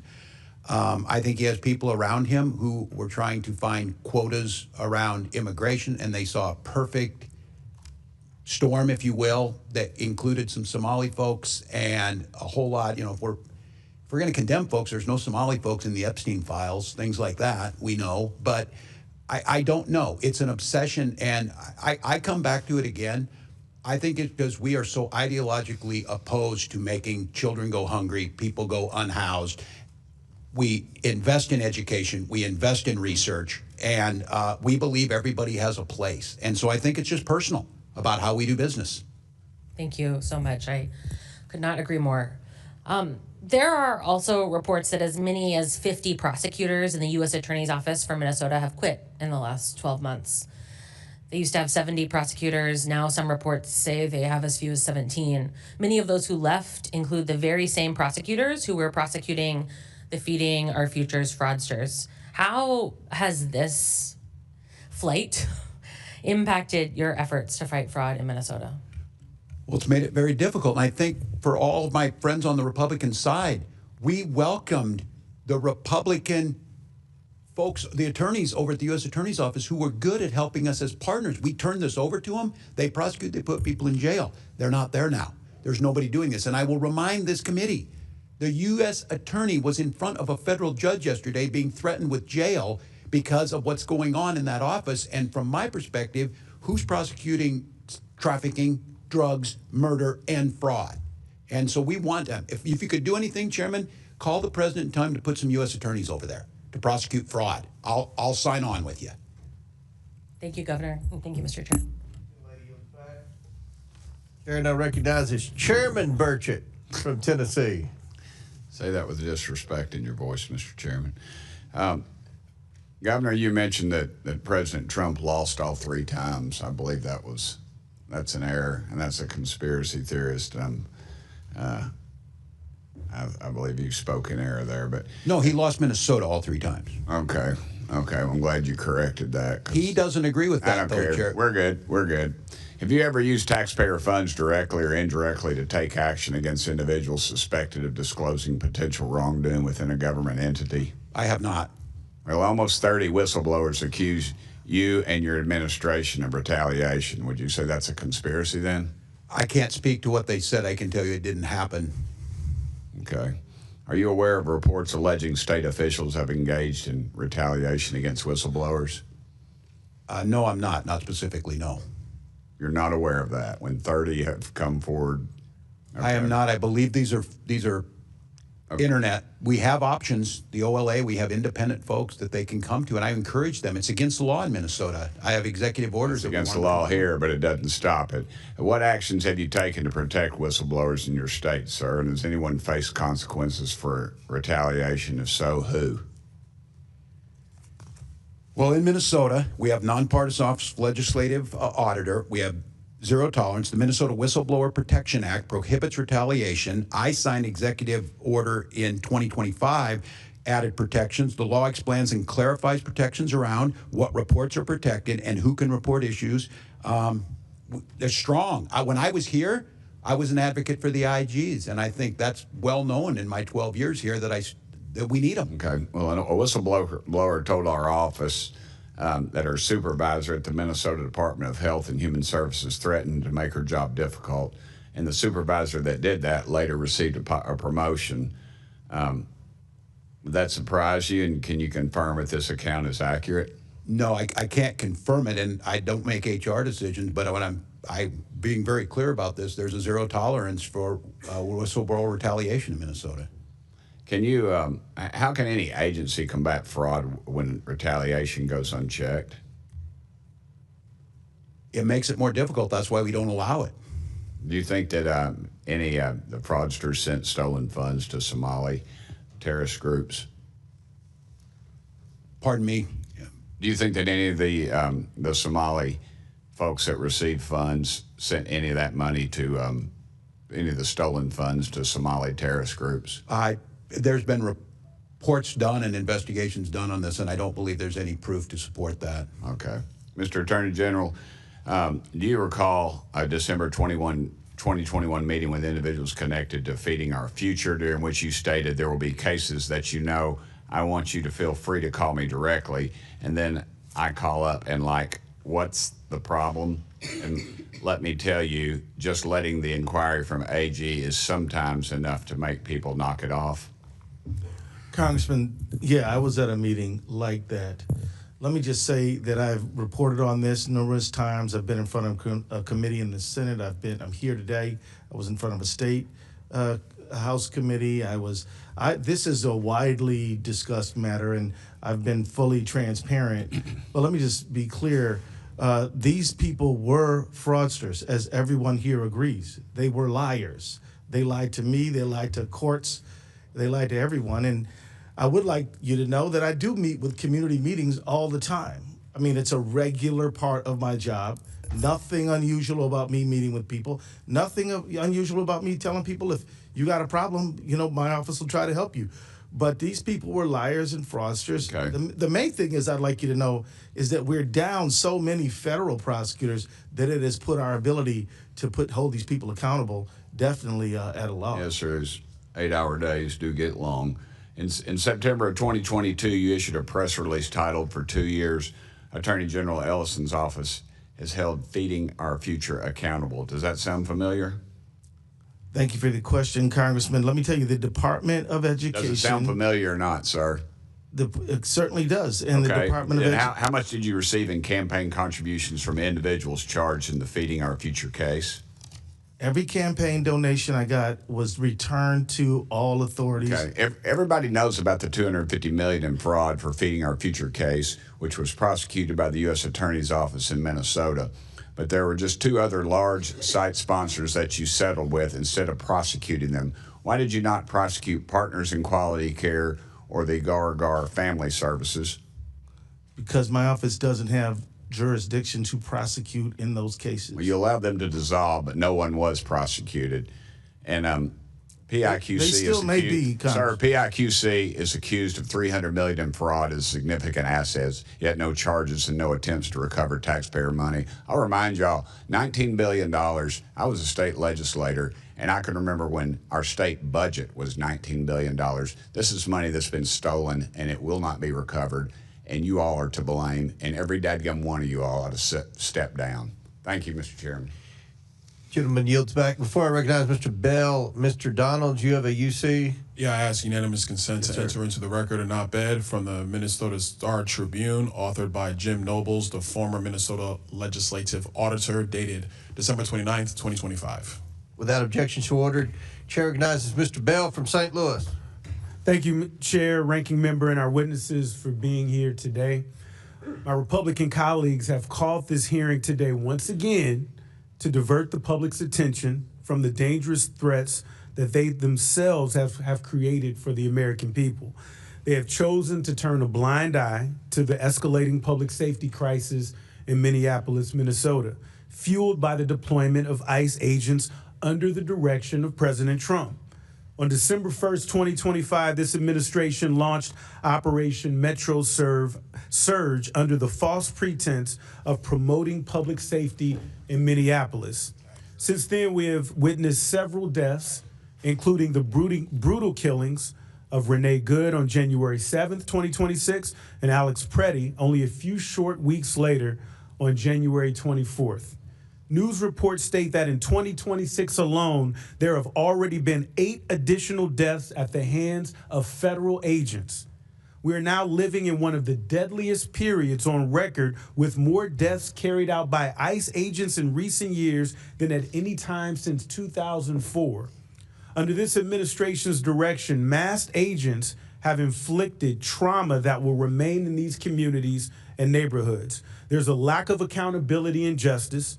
Survivor stories have been suppressed, false narratives have been told, and federal officials have refused to cooperate, even going so far as to block state investigators from accessing evidence. A.G. Ellison, as the chief legal officer for the state of Minnesota, what level of cooperation would you expect from the federal government during an investigation of this magnitude? Congressman, I would expect the kind of cooperation that we're used to experiencing. I mean, in all of the time that I've even been a lawyer, which is now 36 years, state-federal cooperation was exactly how we did business all the time.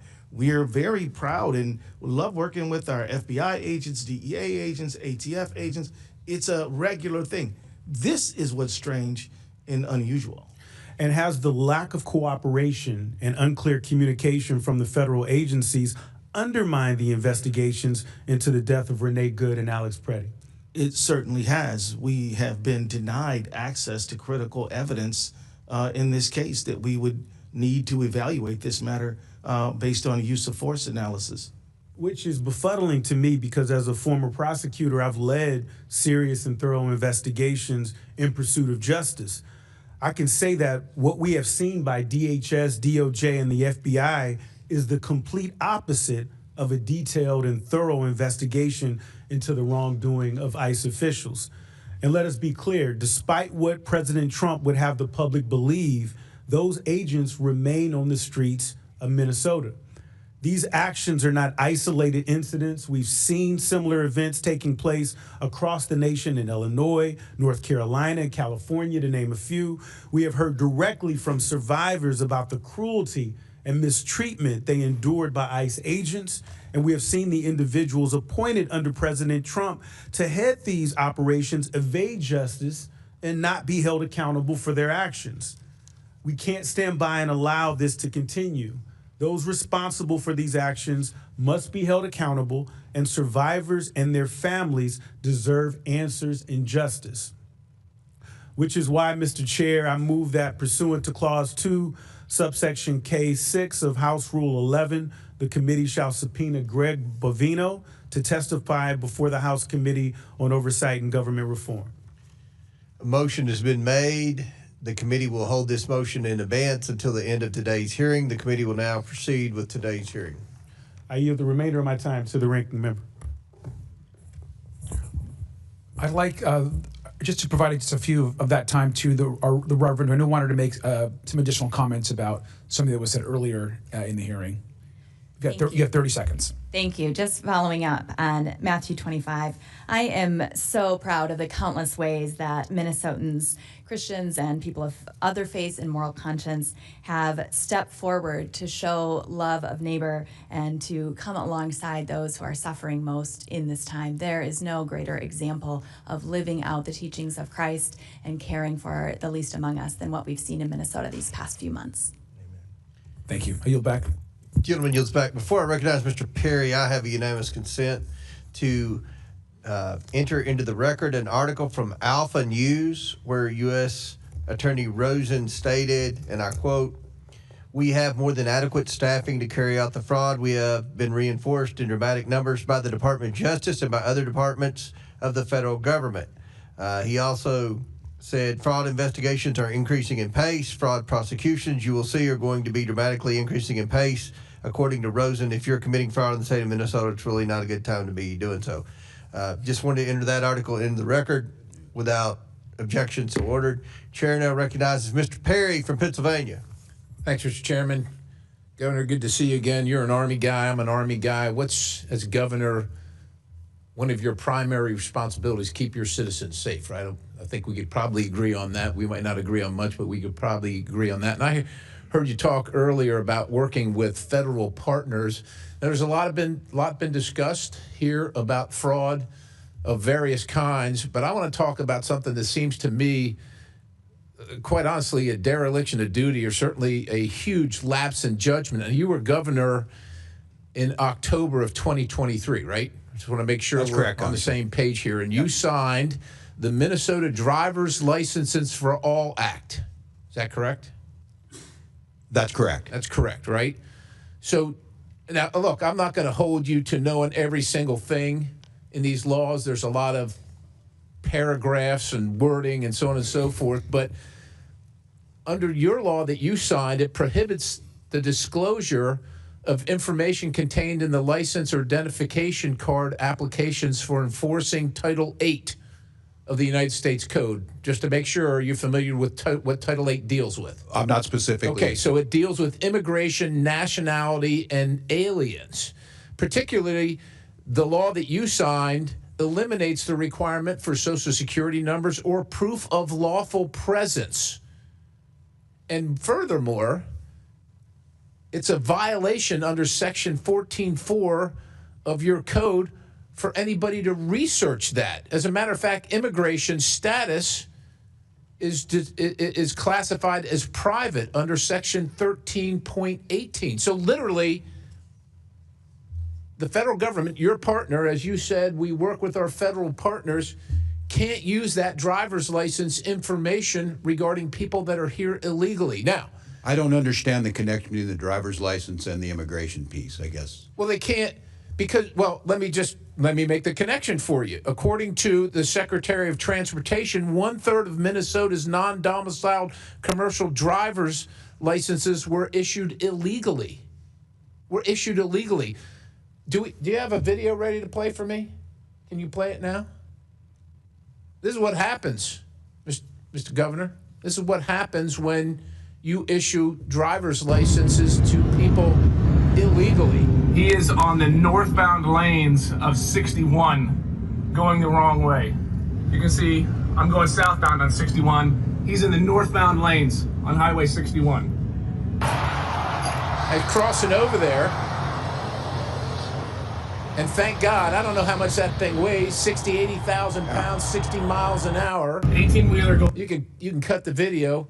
He was licensed in your state under a law that you signed that precludes federal officials, your federal partners, as you call them, from determining whether they're here illegally. That guy that was driving that truck couldn't pass the test. He didn't pass the test out on the road. There's another video, I'm not going to play it, but there's another video of a guy here illegally turning a truck like that around in the middle of a highway where people lost their lives because they were decapitated when they went underneath it. That's what happened. So my question for you is, this should be easy. Yep. What are you going to do to rectify the law that you signed that allows people here illegally to get a CDL? That tape was in Missouri, not in your state. Look, if you don't want to protect the people in your state, I guess that's your business and the business of your voters. But that driver was driving in Missouri. And if he'd have hit a bunch of people, quite honestly, to me, you could have been held liable. Yeah. Well, Congressman, first of all, Minnesota ranks in the top 3 safest states by highway data from your own department. Highway data. The data from the Department of Transportation for highway safety. We have the 3rd. We want everybody on our roads to be licensed. So are you saying based on that you're okay? I'm not okay with that. I'm not okay with you or I speeding. I'm not okay with DUIs. But you signed this law that allows for that. You signed it. And you're going to do nothing about it? I can't speak to the specific on the CDL. What I can tell you is... I can. I referenced your law. It says House of Representatives, State of Minnesota. And I know there's a lot of words here. Case. I just know our roads are safer. Exactly the sections that allow for this to happen and preclude federal enforcement regarding immigration and the illegality of people receiving CDLs under your state's Driver provisions. safety and immigration are 2 separate things. Anybody, had that been a citizen or not, it's still tragic, it's wrong, we shouldn't do it. What I'm telling you is in Minnesota, We have the third safest roads in the country. So you're good. Things we So you're do. good with this practice. I'm not You're- good with that. Well, I'm what are you good what with? we do. Because that's what's happening under your law. Well, I can't speak to the specific on if it's an outlier. We give license to people who That then happens, eventually Governor, people get I'm gonna DUIs yield. after we issue That them license. happened last month. This is March. That happened a week and a half ago. Yeah, I don't know. Are you familiar? That's wrong. And look, But you're not going to do anything. Sure, we're going to do What are things. you going to There's do? traffic laws What, against what, them. what are we going to do? Was this person arrested? I sure hope so. Well, that's good. And but he was licensed in your state under your law that you signed about a year and a half ago. Every day we give licenses and people speed. So we ticket them and try and stop that. What I'm telling you is I don't understand the connection between He's here licensing. illegally. He can't read, and he got a license under I your can't speak to provisions, the and he's specifics. driving all across the country, imperiling everybody else. That's the connection. I can't speak. Thank you. The data Chair, I shows yield. Minnesota is one of the safest driving states in the country. I don't know what to tell you. I don't Thank know. you, Mr. specifically. Perry. Thank you. Chair now recognize Mr. Min from California. I'm first, sir. Oh, you're next. Okay. Is that okay, sir? I didn't have it on the list, but Oh, I should have. I will after. yield to Mr. the Min. ranking member. You can go ahead. I don't care. You sure? Okay. You can go ahead. I'll let her go. Next. I was tardy. I thank you, Mr. Min. I thank you, Mr. Chairman. Good afternoon, and thank you, witnesses, for coming today. So, what I've heard so far is feeding our future, $250 million stolen, 50 convictions secured, the prosecution was working, then the administration froze $10 billion in child care across 5 states, no evidence, no legal authority, no statutory process. A federal court ruled it unlawful and unconstitutional within 48 hours. Thank you, Attorney General Ellison and Attorney General Bonta, for that work. Then the lead prosecutor resigned. His team followed. Those prosecutions are now at risk. So the record shows they froze $10 billion illegally, lost in court immediately, and dismantled the prosecution, actually putting fraudsters in prison. Every single action made the fraud worse. This isn't incompetence, because incompetence is random. This was targeted, legally defective, and prosecutorially catastrophic. If this committee was serious about fraud, the first witness should have been the HHS official who sent the letter, not the Attorney General who beat them in court. Attorney General Ellison, what are we doing here? And I want actually to ask you, what is your office doing systemically to prosecute fraud in the state? Well, thank you for the question, Congresswoman. As I said, prosecuting Medicaid fraud is a very important work that we do. We do it every single day. We've secured millions of dollars for people. We've gotten millions in restitution. We've convicted people and held them accountable. We also represent state agencies and help those agencies support the work that they do. The fact of the matter is that this work we do to stop fraud is helping to protect public money. We're proud of it. And we also support federal prosecutions by providing them with information that they need to prosecute fraud, which we have done and will, of course, continue to do. So, sir, tell me this. How has the ability to prosecute that fraud and social services programs been affected by this administration? Well, it has been devastated by the actions of this administration. This administration has cut the number of prosecutors, but also has redirected FBI agents to do immigration as opposed to... Why have they cut those prosecutors? Those prosecutors actually, I said cut, but they actually resigned as a matter of conscience because the administration was trying to force them to investigate the widow of Renee Good. Say more. So many of them said that they couldn't work under those circumstances because it violated their personal ethical requirements. So they quit. So they left their jobs that they had sworn to do en masse because they were conflicted with conscience. That's right. And may I add, Congresswoman, that we have had motions to dismiss for the violation of a defendant's right to a speedy trial granted by judges in Minnesota because there's not enough federal prosecutors. And, one of those was a person who was a violent offender who was being prosecuted for felon in possession of a firearm. Case was dismissed because there are not enough people to perform the functions of prosecuting people who commit crimes. So this is having a devastating effect on our state. And in addition to all that, Congresswoman. Well, so let me get this straight. Help me understand. 50 convictions secured, additional prosecutions in limbo.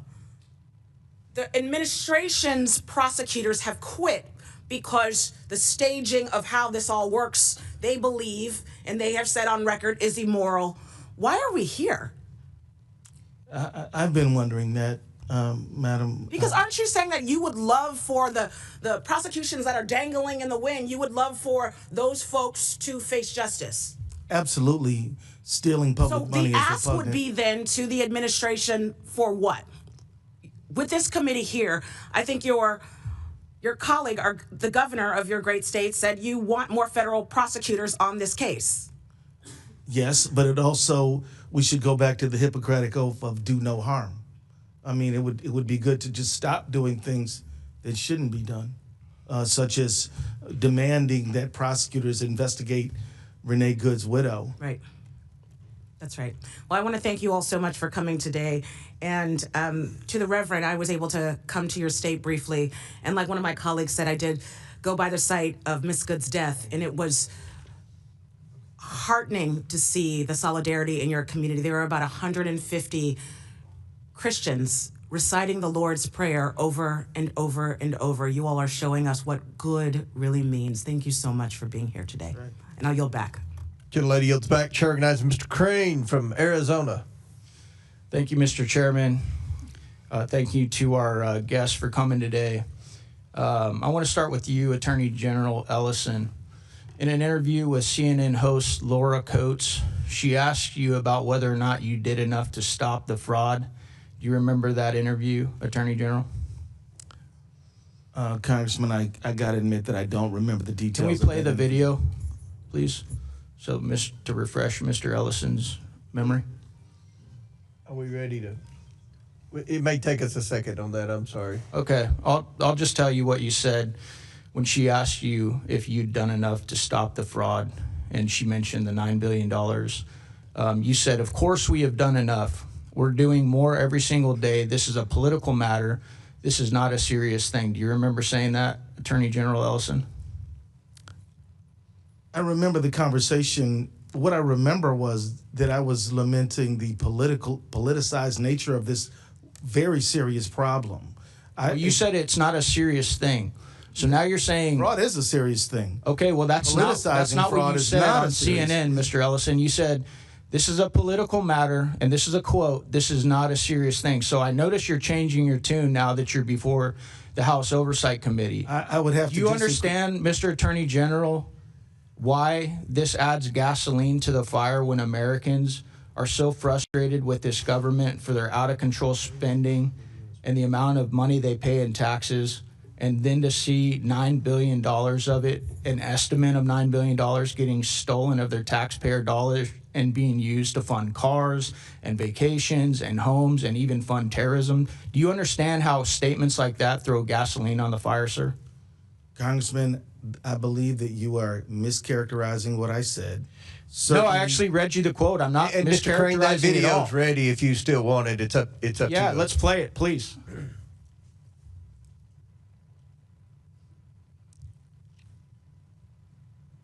Is that there has been hundreds of millions of dollars, but now there are some estimates that there could be $9 billion or more. And Noem was just suggesting they took hundreds of people off the street who were involved in fraud. Are you confident your office has done enough? Of course we've done enough, and we're doing more every single day. This is a political matter. This is not a serious thing. So how are you going to sit here, Attorney General, saying I'm mischaracterizing? I read word for word your quote. I then showed it to the entire dais, the entire audience here today. How are you going to sit here and say that I mischaracterized you? Congressman, I believe you mischaracterized me because clearly what I was referring to by not serious is that the serious issue of fraud is being politicized and converted into a political weapon. That is not a serious matter in my view. That is something that I believe all of us should take seriously, but we're not taking seriously enough. So, sir, I would say very clearly, fraud is a odious, horrible, malignant thing, and that's why it should not be turned into a political weapon. But we should come together on a bipartisan basis. The reason it's becoming political, sir, is because of statements like that when confronted with the $9 billion of fraud in your state as the top cop in your state that you're clearly not doing enough to address. I want to move on. Reverend Tolligard, you said in your opening statement that today's hearing is about fraud in Minnesota, quote, unquote, which is serving as a pretext for the terror the federal government has brought to the people of Minnesota. This fraud has been used as a rationale for deploying 3,000 federal immigrant enforcement agents into our state. Did you say that, Reverend? Yes. This is absolutely false. These federal agents were actually brought in to the state of Minnesota for a very specific operation to remove illegal alien criminals. It wasn't because of the fraud. That's being handled under a completely different agency and ICE and everything else. That's the U.S. District Attorney, okay? Did you know that? The administration has linked all of these things together. Well, they've linked the fact that you guys supported an open border that let in $15 to $20 million, and some of the fallout from that is fraud, like the $9 billion we're talking about today. Some of it are the rapists, the gangsters, the people that are committing fraud. They're burglarizing people, they're carjacking people. It's all kind of linked together. It's also linked to the SAVE Act, which many of you guys and my Democrat colleagues don't want to vote for, even though 83% of Americans support it. It's all linked together, but that's not what this operation was about. So you're bearing false witness in this hearing today, because that's not what that operation was about at all. What I'm here to talk about is the suffering of Minnesotans at the hands of federal agents, including children and their parents, and the great devastation and harm that it has caused across our state and across our wonderful communities. Have you spoken out about Lake and Riley or any of the American victims that have been raped, murdered, or killed by these illegal aliens, Reverend? I didn't think so. I yield back. Gentleman yields back. Now, Chair recognizes Mr. Min from California. Thank you, Mr. Chair, for convening this hearing. Let's start at the outset by just stating the obvious. Waste, fraud, and abuse are horrible. They're stealing from taxpayers. They're taking money and food out of the mouths of hungry kids. I have spent my career fighting against fraud. I started my career at the SEC, prosecuting corporate fraud, continued on as a law professor, teaching the next generation. And as someone on the Oversight Committee, this is a very, very important issue to me. Again, every dollar that is stolen from these programs is a dollar that's not just taken from us hardworking taxpayers. It is something that is meant for a better use.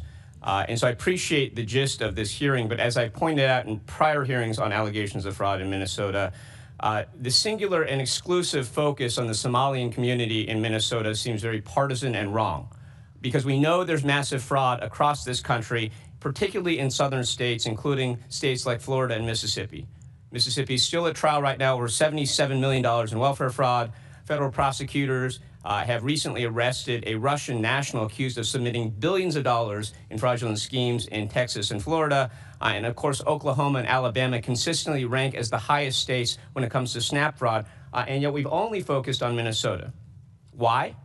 As a freshman member, I've been here 14 months, but I've learned that their House Republicans are all single issue voters with just a handful of exceptions. And that single issue, the only thing that you all care about is whether you're on Team Trump or not. And so when Donald Trump goes after Minnesota and falsely claims that he won the election there 3 times and that it was rigged against him, I pay close attention. When he says that he would no longer admit Somalians to this country because they contribute, quote, nothing to this country, I listen. That's a wildly racist statement, but it's going to reflect what Republicans are going to do, and that is why we're holding this hearing. I care about welfare fraud, and I care about the scumbags who rip off taxpayer money. But if this was about welfare fraud, we'd be also hauling in people like Mississippi Governor Tate Reeves and former NFL quarterback Brett Favre, who clearly knew about a scheme to send money to build a volleyball facility at the college his daughter was playing at, receive funds for $600,000 or more for work that he never did from the government, again, taking money from the mouths of children that are hungry. No, this hearing is not about welfare fraud. It's about placating Donald Trump. This committee is holding this hearing for the same reasons that it's ignoring the massive corruption we know that Donald Trump is engaged in his family. soliciting bribes from foreign governments and private companies in exchange for regulatory favor, for the same reason that Republicans are protecting pedophiles right now and that the DOJ is right now actively deleting Epstein files while we're at war with Iran. It's why they ignore their oath to support and defend the Constitution of the United States. It's why we're holding hearings on this rather than on ICE abuses or the fact that Donald Trump just took us into war without even consulting with Congress, let alone getting our authorization for military use or force or actual declaration of war in direct contravention of the Constitution of the United States. But for those of us who care about taxpayer dollars, let's focus on that. This is horrible, but of course we have seen instead a different type of abuse of our taxpayer dollars. They've taken our taxpayer dollars and used them to fund abuses against our American people, as a number of our witnesses have aptly described. And I want to just point out that until the murder of Alex Preddy, not a single DHS or ICE agent accused of wrongdoing, witnessed or videotaped assaulting Americans was suspended, faced any disciplinary action. That doesn't happen with police. When my local law enforcement are accused of misconduct, certainly if they're videotaped shooting someone, they are subject to an investigation. Maybe they're justified or not, but they're suspended, removed from duty, investigated. None of that has happened until the murder of Alex Preddy and the outrage around that. Now, Governor Walz, I want to just briefly ask you, what's the economic impact that the deployment of ICE in Minnesota has had over the past few months? Well, thank you, Congressman. I thank you for your characterization. I associate myself with you on fraud is horrific. It is corrosive. It hurts those people that are there, and taxpayers should demand accountability. And I think that's what we're trying to take. The issue can, again... What's the economic impact? Like, I know business... Look, for us, we just had our economic numbers, and I would tell people that we have to balance the budget every year. Minnesota is strongly, we're AAA bond rated. That shows up good. It doesn't account for what happened over the last 3 months. And by estimates, the city of Minneapolis estimates they lost $200 million alone. And I remind people, you saw pictures of Minneapolis. This happened across the state. Near my hometown of Mankato, Minnesota, in St. Peter, we saw a woman that was pulled over at gunpoint, a citizen. The chilling effect it had, businesses going under, especially immigrant-owned businesses, people who are here legally, citizens, starting businesses, were shut down. I'm just going to reclaim my time to make one final point here. I was at Minneapolis, had the chance to meet with you and others. I also met with a number of local police chiefs, and one of the things they told me, first, this is not the first time ICE has operated in Minnesota. But in the past, what is different about this time is that they did not coordinate. They did not tell anyone. And that resulted in a lot of 911 calls, because when you see masked men jumping out of vans, pulling people out, assaulting them, punching them in the head, as happens all the time with ICE agents. And by the way, that's not a matter of training. It's a matter of picking people who are predisposed to violence. That costs our local police quite a lot of money. It's one of the reasons I'm going to be introducing the Recoup Act so that local jurisdictions are repaid for the funds that they expend due to ICE misconduct. With that, I yield back. Gentlemen, yield back. Before I recognize Ms. Boebert, Mr. Gill, I understand you have a UC. Yep, thank you, Mr. Chairman. I ask unanimous consent to enter into the record a letter from the America First Policy Institute dated March 3rd, 2026, which details widespread and rampant fraud in Minnesota. Without objection, so ordered. Chair, now recognize Ms. Boebert from Colorado. Thank you, Mr. Chairman. I'm going to summarize some of the things that have already been said here today rather than ask these questions directly. The federal prosecutors that we have now charged nearly 100 individuals across multiple Minnesota fraud schemes, including Feeding Our Future and related Medicaid, daycare, and autism programs, with 85 of those charged being of Somali descent. Governor Walz, your administration's Department of Education and Department of Human Services failed to act on multiple early fraud warnings about Feeding Our Future, allowing the theft of at least $250 million in federal child nutrition funds that were supposed to feed hungry kids during the COVID-19 pandemic. Governor Walz, I'd like to turn to the demographics and policy choices that enabled this. Since you took office, the Somali population in Minnesota has grown substantially. Recently, Fox 9 reported, the reporting puts the total over 107,000. Did your administration's soft on immigration policies, including expanded refugee programs and temporary protected status, contribute to that rapid growth? I couldn't speak to why people moved to Minnesota, other than it's a great place to live. It could be a sanctuary policy and refugee programs and temporary protected statuses. According to the Center for Immigration Studies analysis of census data, 81% of Minnesota households headed by Somali immigrants receive one or more forms of public assistance, compared to just 21% of native-born Minnesotan households. Why is that disparity so extreme under your watch, sir? I can't speak specifically, Congressman, but I would anticipate that new generation immigrants, whether they be Norwegian or whether they be Hmong or whether they be Somali, probably on the front end as they're establishing home ownership, education. I think we should be bringing folks to our country that are going to contribute and not just siphon off of the tax dollars They are of contributing. American citizens. Mr. Governor Walz, yes or no, would stricter vetting of immigrants and refugees have prevented many of these fraudsters from entering our country in the first place? I wouldn't have any way to know that. Do you agree with stricter vetting processes for those who are coming to our country? I don't care where you're coming from. If you commit fraud, you're going to jail in Minnesota. That's what I care about, and that's what I'm here for.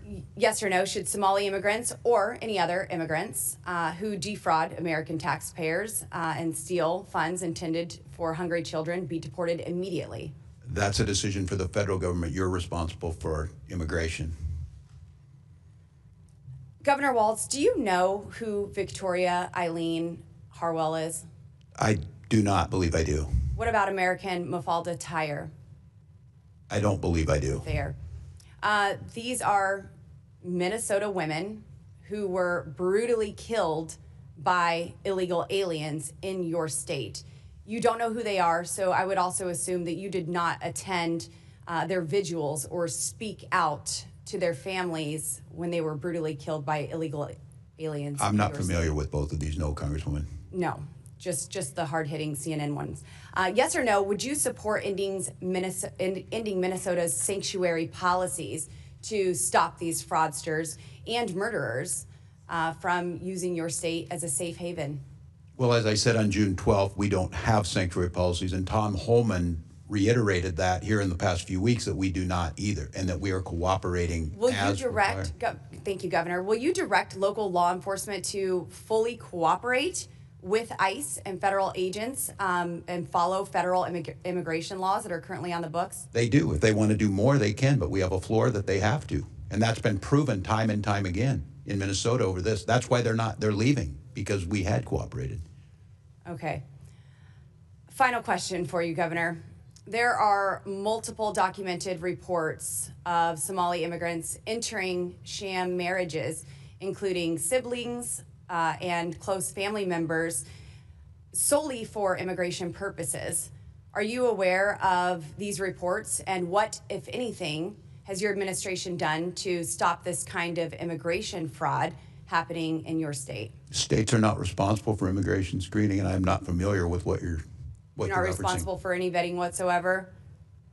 Federal Well, government. this is happening under your watch, and there's immigration fraud, so we will do everything that we can. And hopefully you allow your local law enforcement officers to coordinate with federal agents when we are going after these immigration fraudsters. As we do. Governor. Thank you, Madam. Chair now recognizes Mr. Walkinshaw from Virginia. Thank you, Mr. Chairman. Governor, would you agree that fraud is not a victimless crime? I would agree with that. It is not a victimless crime. Thank you. And it's my understanding that in Minnesota, you as governor, you do not have the unilateral power to pardon those convicted of state crimes, but you and Mr. Ellison and I think one other person sit on a panel that can issue pardons. Is that correct? Yes, with the Chief Justice of the Supreme Court. Thank you. In your time on that panel, can you recall ever pardoning an individual convicted of fraud? I can't recall. I can't state either way. Okay. Mr. Ellison, any recollection of that? It's possible. I don't recall it, though. Okay. I'm not sure if it's true in Minnesota, but at the federal level, if a convicted fraudster is pardoned, that pardon can wipe out their obligation to pay restitution to the victims. Are any of our witnesses familiar with this individual? I know you're far away. His name is Jason Galanis. Sound familiar? I am not, Congressman. Jason Galanis, according to the federal judge who sentenced him to 15 years in prison, is a serial fraudster and a con man who defrauded a pension fund in a Native American tribe of $80 million. I'll put it in simpler terms. He stole money from retirees. Do any of our witnesses know what federal prison Mr. Galanis is being held in? I do not, Congressman. He's not, because President Trump, our fraudster-in-chief, the namesake of the fraudulent Trump University, the fraudulent Trump Foundation, the fraudulent Trump Organization, pardoned him and relieved him of the requirement to pay restitution to his victims. A member of this committee, Mr. Jordan, recommended to President Trump that he be pardoned. Any of our witnesses familiar with this individual? His name is Jeremy Hutchinson. I am not, Congressman. Mr. Hutchinson is a former Arkansas state senator, Republican, convicted of a multi-million-dollar public corruption scheme, embezzlement, bribes, illegal campaign contributions, conspiracy to commit bribery. Mr. Homan might know something about that. For passing legislation that benefited an orthodontist who was paying him off. President Trump's Department of Justice in his first term prosecuted him. A judge sentenced him to 8 years in prison and ordered him to pay $355,000 in restitution to his victims. Any of our witnesses know where Mr. Hutchinson is serving that sentence today? I have a guess. I have a guess, too. He's not serving a sentence because President Trump pardoned him, relieving him of his restitution obligation. A corrupt politician, prosecuted by Trump's Justice Department in the first term, pardoned by Trump in this term. Trump has pardoned fraudster after fraudster, denying victims, we talked about victims, taxpayers, senior citizens, children, the restitution they deserve. $1.3 billion. That's the total that Trump's pardoned fraudsters have been relieved of paying their victims. The chairman called this hearing because he's concerned about fraud, about accountability. I share those concerns. But where is the hearing on the $1.3 billion Trump has relieved his pardoned fraudsters from paying their victims? Do those victims get a voice in this Congress? There's a lot of outrage today. Raised voices on both sides. Will we raise our voices on behalf of those who have been victimized by President Trump's pardoned fraudsters? Governor Walz, what signal would it send if you and Attorney General Ellison and the judge who sit on this panel were to pardon some of the fraudsters who have committed this fraud in Minnesota? What signal would that send? What impact could that have? Congressman, I believe it would send a signal that we don't take it seriously, because you have to put these people in jail and they have to serve their lengthy sentences and they have to do restitution. And just hypothetically here, if you were to pardon one of those individuals, how would you explain it to the victims of that fraud, the taxpayers across the country, those individuals who didn't get access to the social services they need because the money was stolen? How would you explain it to them? I don't believe I could. I don't think you could either. May I share, Please. Congressman, that generally when people get any kind of a pardon in Minnesota, they've done all their sentence. And Governor Walz is very careful to say, have you paid every penny you owe people? Yeah. So that's kind of how we do pardons in Minnesota. Well, these folks have not paid their pennies, $1.3 billion worth of pennies. Would the gentleman yield a question? My time's expired, Mr. Chairman, so I'll it's your give you time. more time if you want. Sure. I mean, you mentioned Jason Galanis, and that piqued my interest, and I'm sure it did Mr. Biggs as well.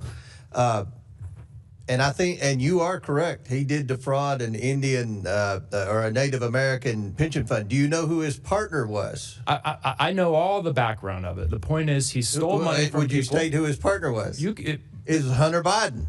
And Jason Galanis served in prison for how long, Mr. Biggs? 2 years. No, that's incorrect. No, that's he false. served in prison for years. Many years. And they were equal partners, and Galanis blew the whistle during our Biden investigation, and he was raped. He was raped in prison right after that. So that's correct. Will the victims of his fraud get their money back? Why I don't did know. President Maybe Trump ask Hunter Biden. Why ask President Trump? You weren't Ask here in President your Trump. defense. You weren't here Ask during the Biden President Trump administration. to get the You've been victims here their about money 3 back. months, but you know more than anybody about everything. So, Chairman, Mr. Chairman. the chair recognizes Mr. Biggs from Arizona. Thank you, Mr. Chairman, and I'm glad you brought it up because of the 10 partners in that fraud that you mentioned. 9 of them went to prison. You know who the one partner was that didn't go? Your buddy, Hunter Biden. That's right. Hunter Biden didn't go. And by the way, you must not have been here. I don't think you were here when I introduced all these documents earlier before I had to leave to go to judiciary, talking about of the 1,500 criminals pardoned by Joe Biden in 1 week, 24 of them were fraudsters that had hundreds of millions of dollars of restitution forgiven by Joe Biden. But now I'm going to go now to Mr. Ellison. Will the gentleman yield? No, I've had enough of you. Let's talk to Mr. Ellison.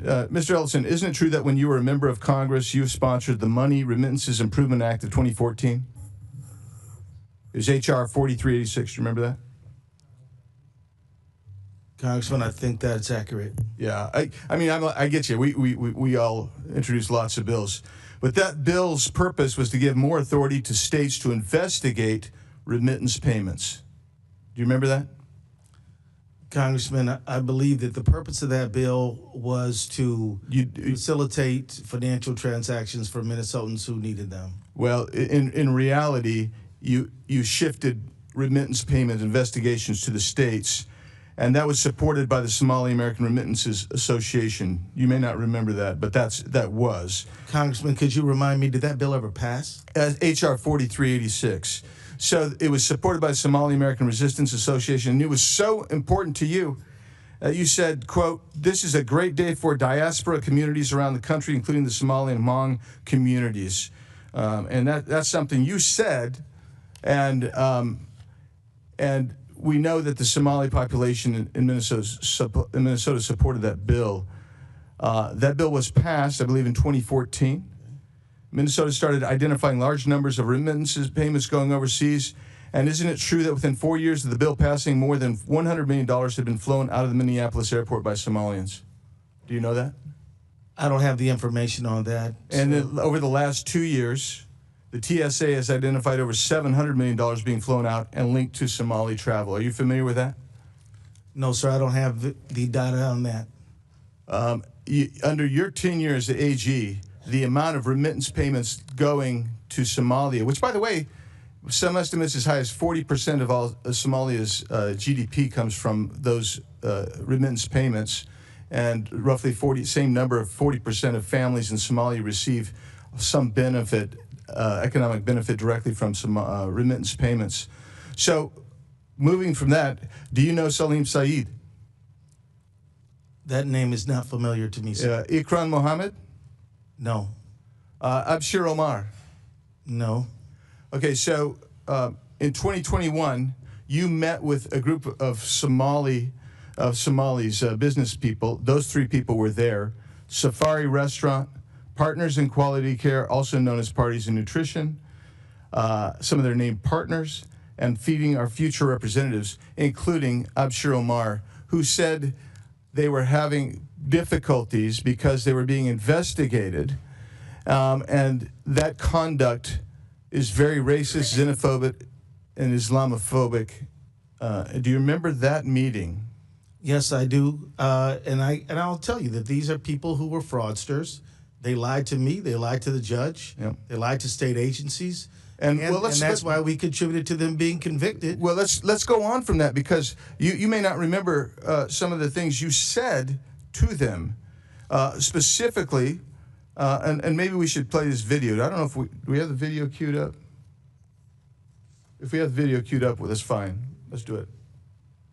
You call them and say this is not in the right format. Not you're out, you're done, your contracts are over, and so.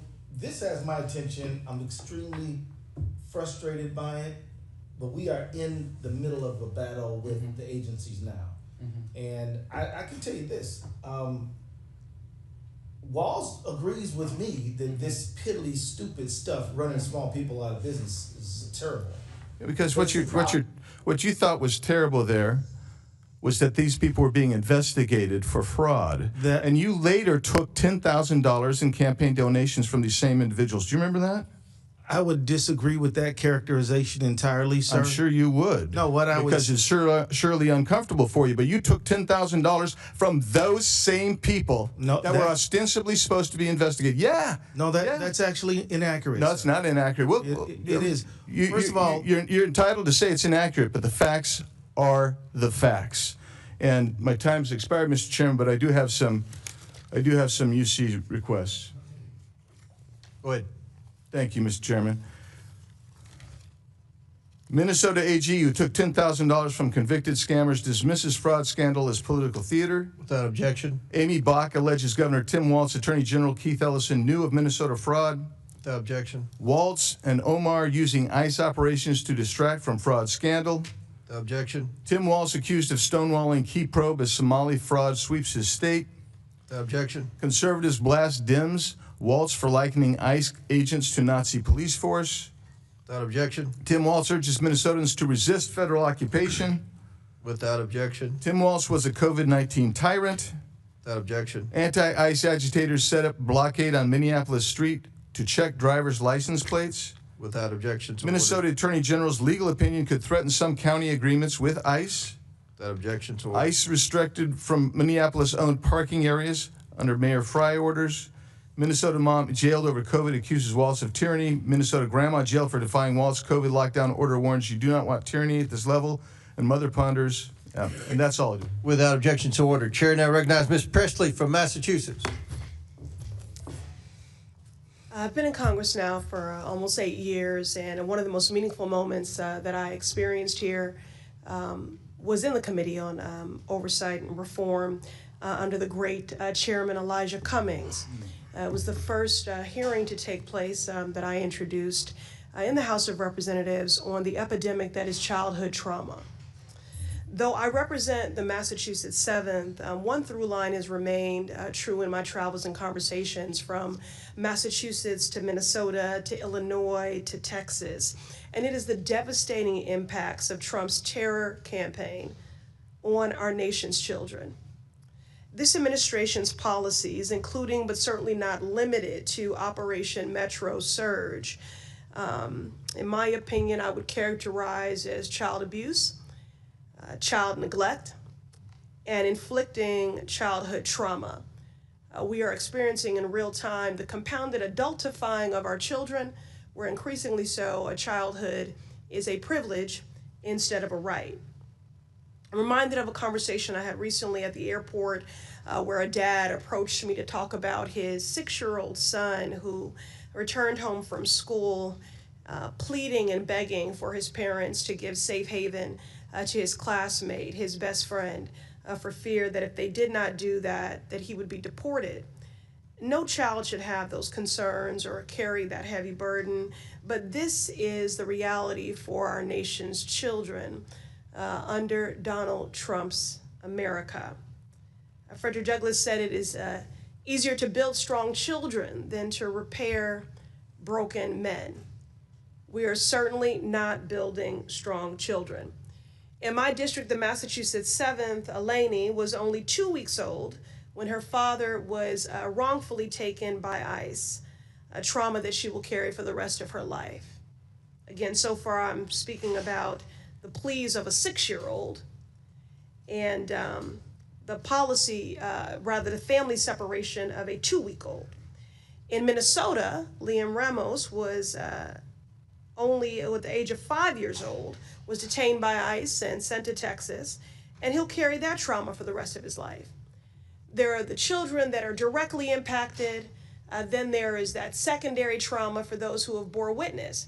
While in Minnesota, I met with parents who have had to establish parental patrols armed with whistles and orange vests and their cameras to try to keep their children safe. Green Street Elementary, it was just across the street from one of the murders that occurred in broad daylight under Operation Metro Surge.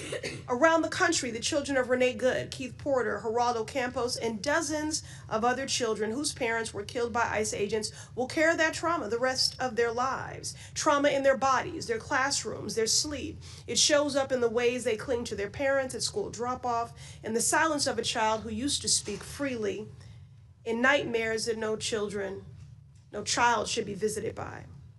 Governor Walz is a former educator and coach. You work closely with young people experiencing traumatic events. What effect does this have on them, their classmates, and community? And have you heard from mental health professionals or pediatric providers about how this is showing up in your state?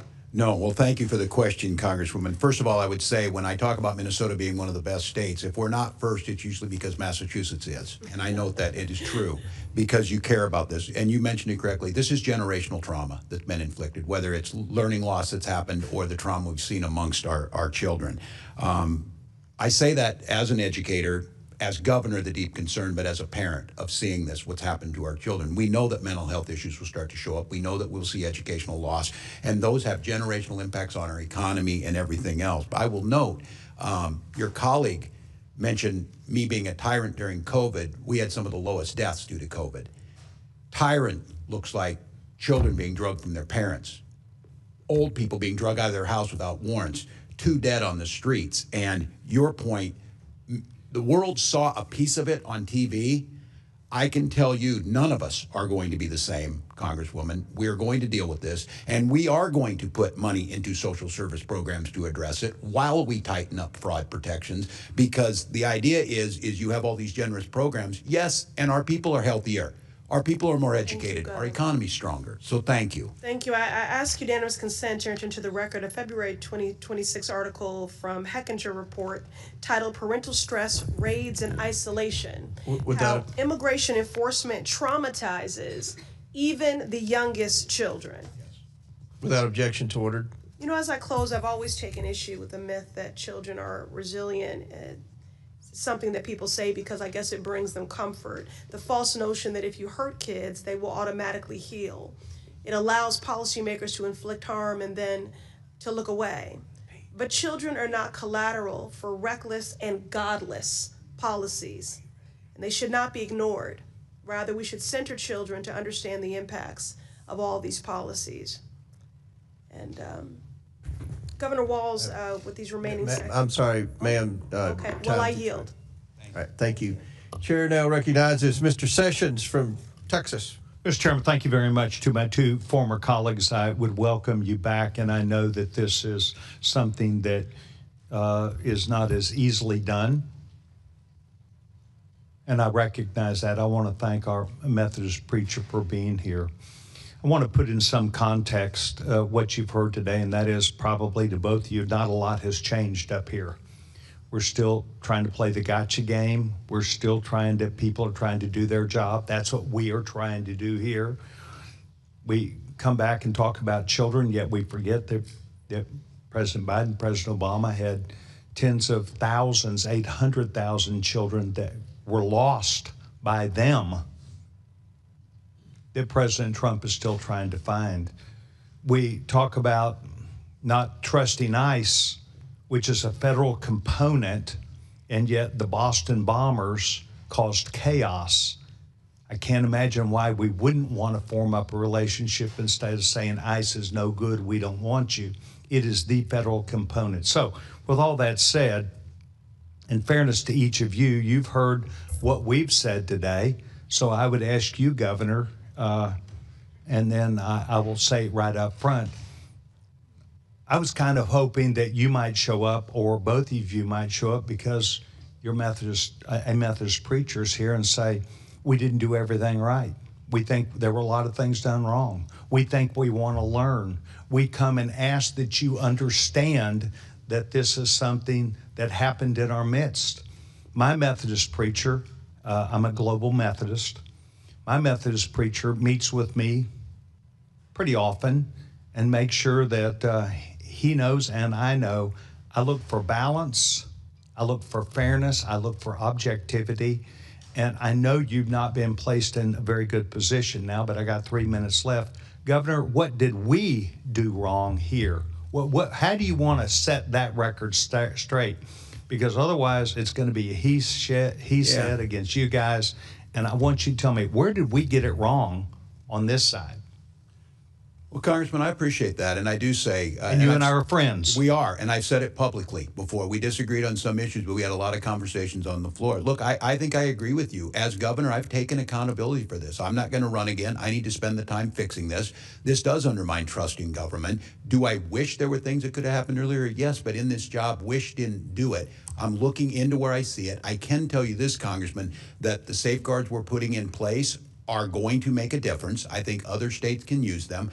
I think one of the things is, I asked if helping in the partnership piece of this, understanding that this happens in all states. I'm certainly not proud this happened. I certainly understand it happened on my watch. Whether it predated me or not, I'm here. I think some of the things is there's some legal changes we need around Medicaid eligibility issues that you're talking about that actually might get at this, because I would hope, Congressman, you and I agree, these programs are valuable and they need to go to the people who need them. And we need to stop the fraud that's in there. And I'm trying to explain to you what we did from the beginning. These people continue to be a moving target, and they are very sophisticated. Is there still a problem?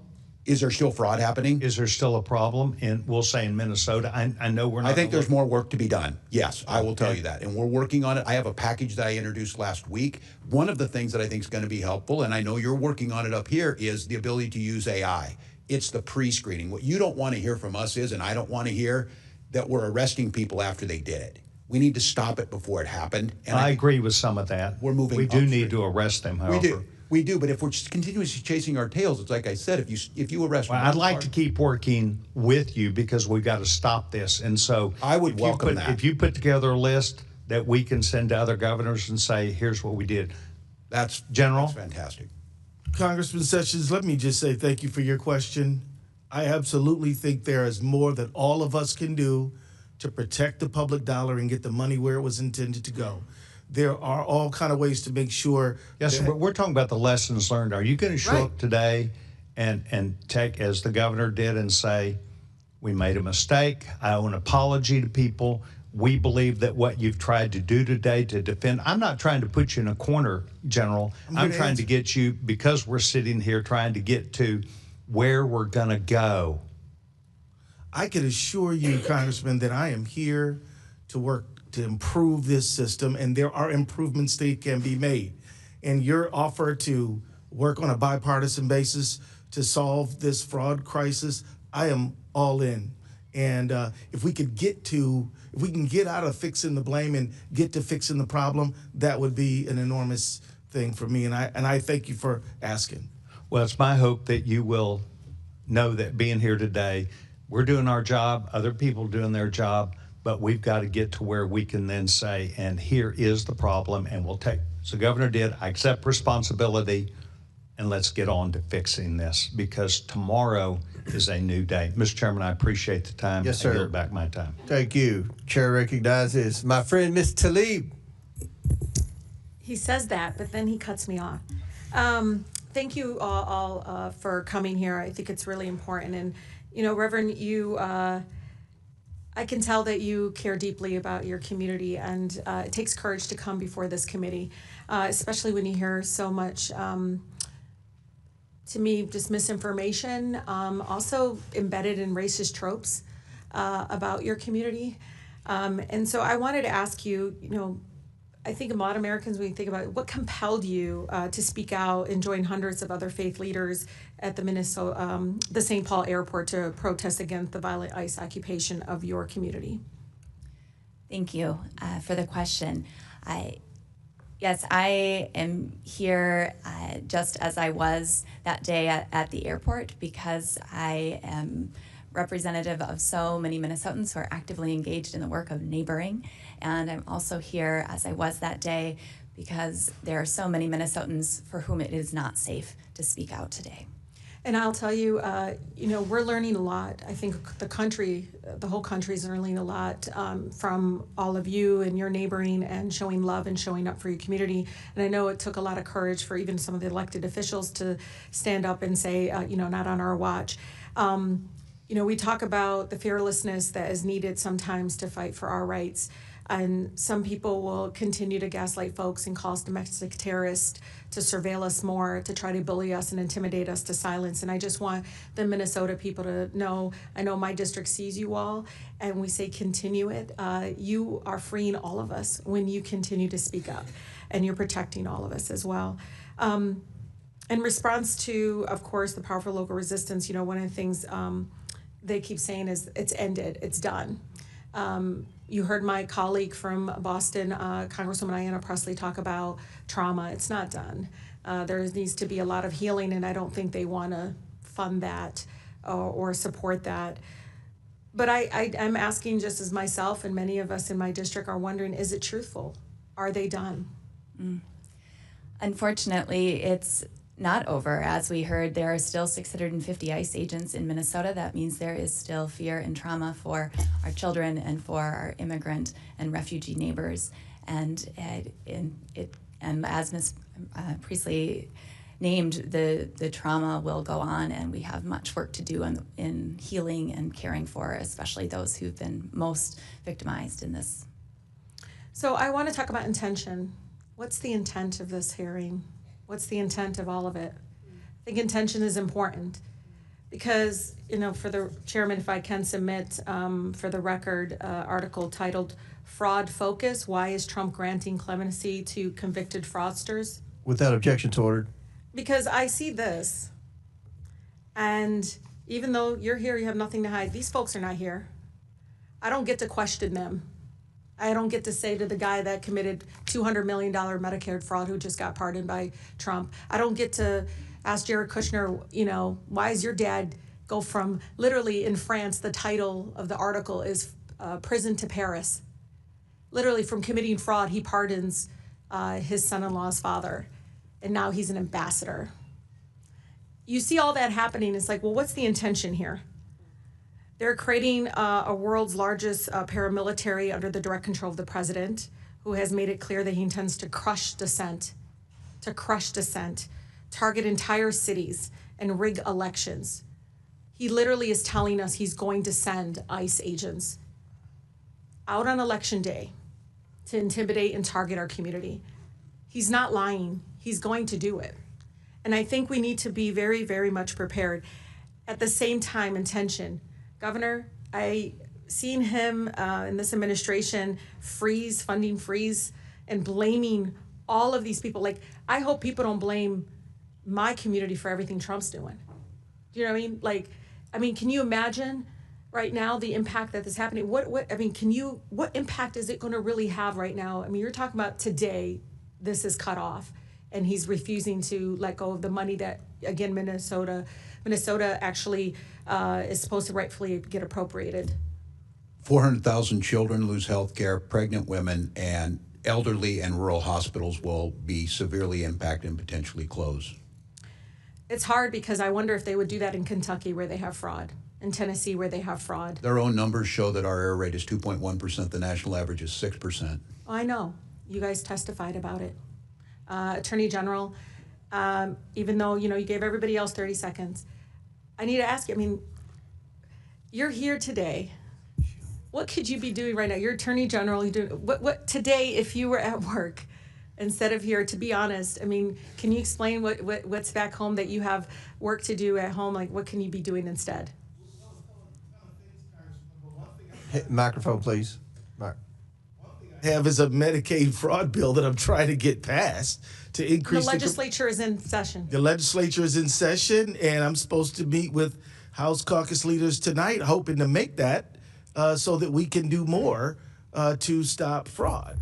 Yeah. So that's one thing I could be doing among 20 others. Well, I'll tell you, I'm always reminded, and please bear with me, Chairman Cromer, our amazing, former chair, Elijah Cummings. First hearing I ever had as a freshman was on the high cost of prescription drugs. It was incredible, it was powerful, it was real, and the intent there was, let's make sure people that get sick are taken care of. I'm just so tired of these hearings that are just politicized in a way that is not consistent, because if he's doing this, why are you targeting innocent people? Thank you.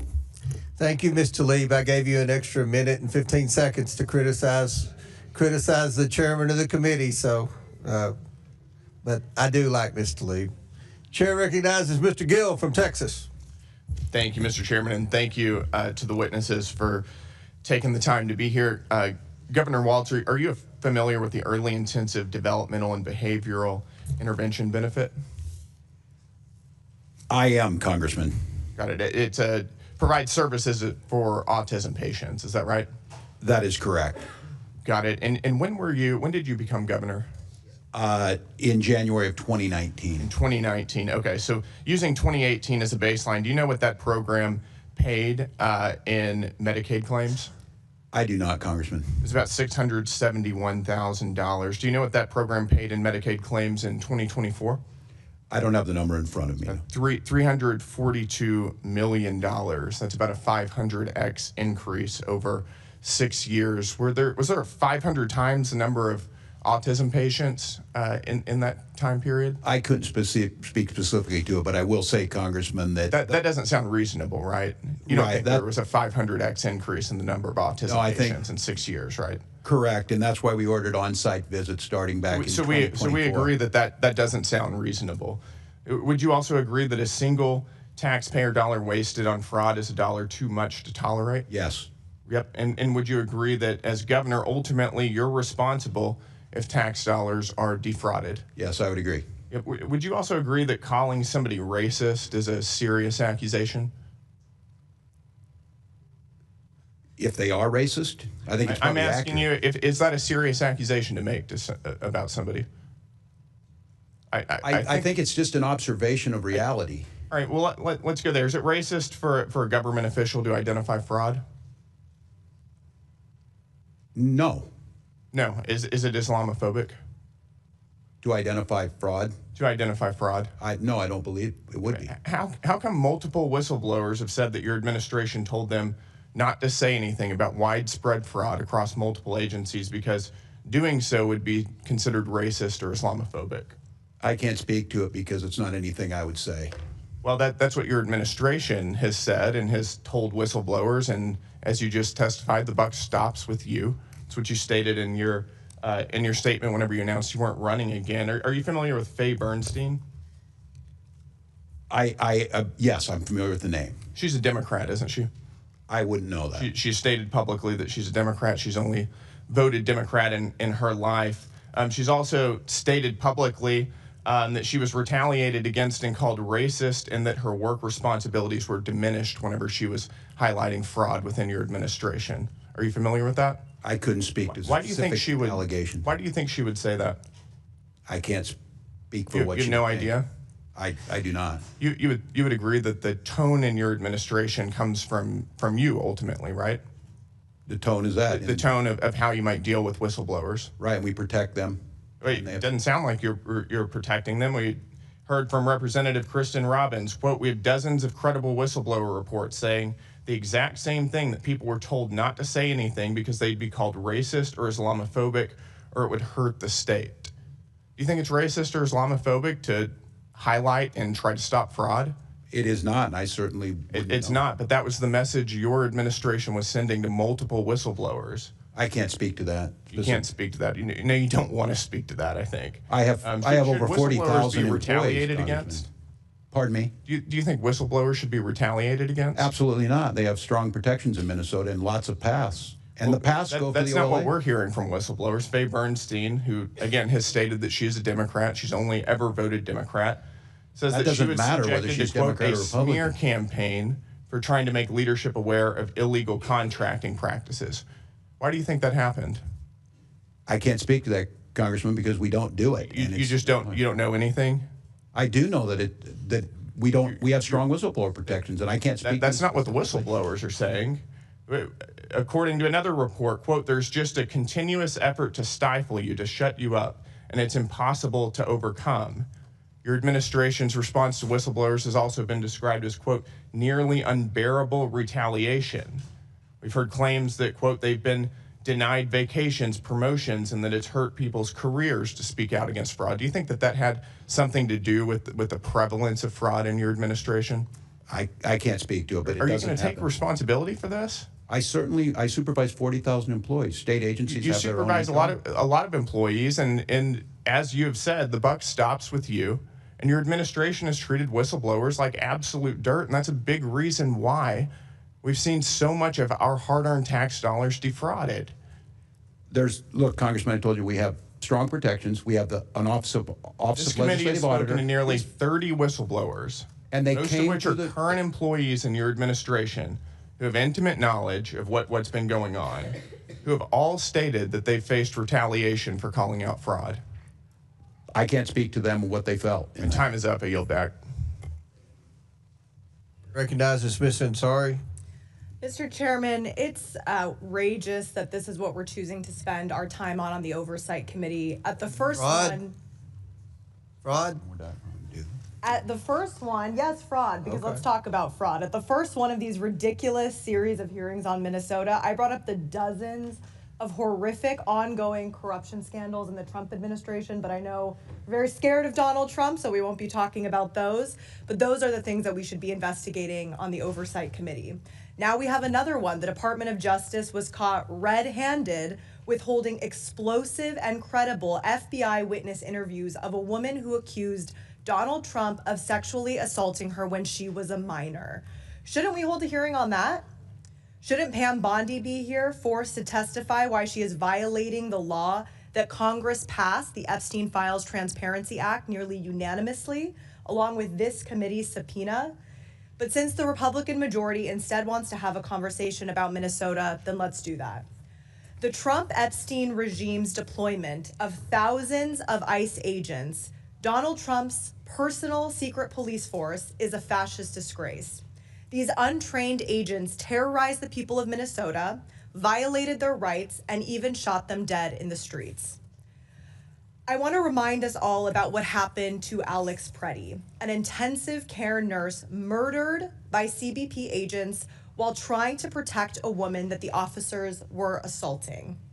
After his murder, Stephen Miller said Alex was, quote, a domestic terrorist who tried to assassinate federal law enforcement, a would-be assassin, and an assassin. Kristi Noem said Alex was, quote, committing an act of domestic terrorism. She said, I don't know any peaceful protester that shows up with a gun and ammunition rather than a sign. She accused Alex Preddy of brandishing a weapon, despite video evidence showing the gun never left its holster. Greg Bovino said, quote, this looks like a situation where an individual wanted to do maximum damage and massacre law enforcement. And Donald Trump said Alex was, quote, a gunman whose weapon was loaded with 2 additional full magazines and ready to go. He said Alex was an agitator and perhaps an insurrectionist, obviously projecting about himself. Dictators in other countries would literally be impressed at how brazen these lies and propaganda spread by the Trump regime and Kristi Noem are. So Governor Walz, I want to thank you and Attorney General Ellison for putting up with all of the lying and hypocrisy from the Republican majority. Governor, is the Trump administration attempting to block Minnesota state and local police from investigating the murders of Alex Preddy and Renee Nicole Good? I believe we're not getting any cooperation, and we were told we would not be part of that. Attorney General may know more. Yes, Congresswoman, we have been told that we would not have access to investigative file, which would include evidence that would be relevant to the investigation in both cases. And even there's one case, shooting incident that that was non-fatal, and that one has also been, we've been frozen out on that one as well. So 2 follow-up We had to questions. go to court to get the evidence preserved. Okay, Yeah. and 2 follow-up questions, and whichever one of you wants to answer. Why do you think that might be the case, and is this out of the ordinary? It is wildly out of the ordinary. I can tell you that our local FBI, ATF, even before Operation Metro Surge, you heard about ICE matters, but you didn't hear about it nearly as much as we do now. This is an extraordinary departure from what we know. And we routinely work with federal partners, and we haven't never had problems until now like this. I would just speculate that they need to take accountability for it, and I think they understood what the world saw, that this was improper and it needs to have justice for these families, and it doesn't appear. I hope those questions are being asked of Secretary Noem today. And Governor Walz and Attorney General Ellison, are you committed to getting to the truth about the murders of Alex Preddy and Renee Good? Absolutely, yes. Yes, I pledge to their families we do that. Thank you.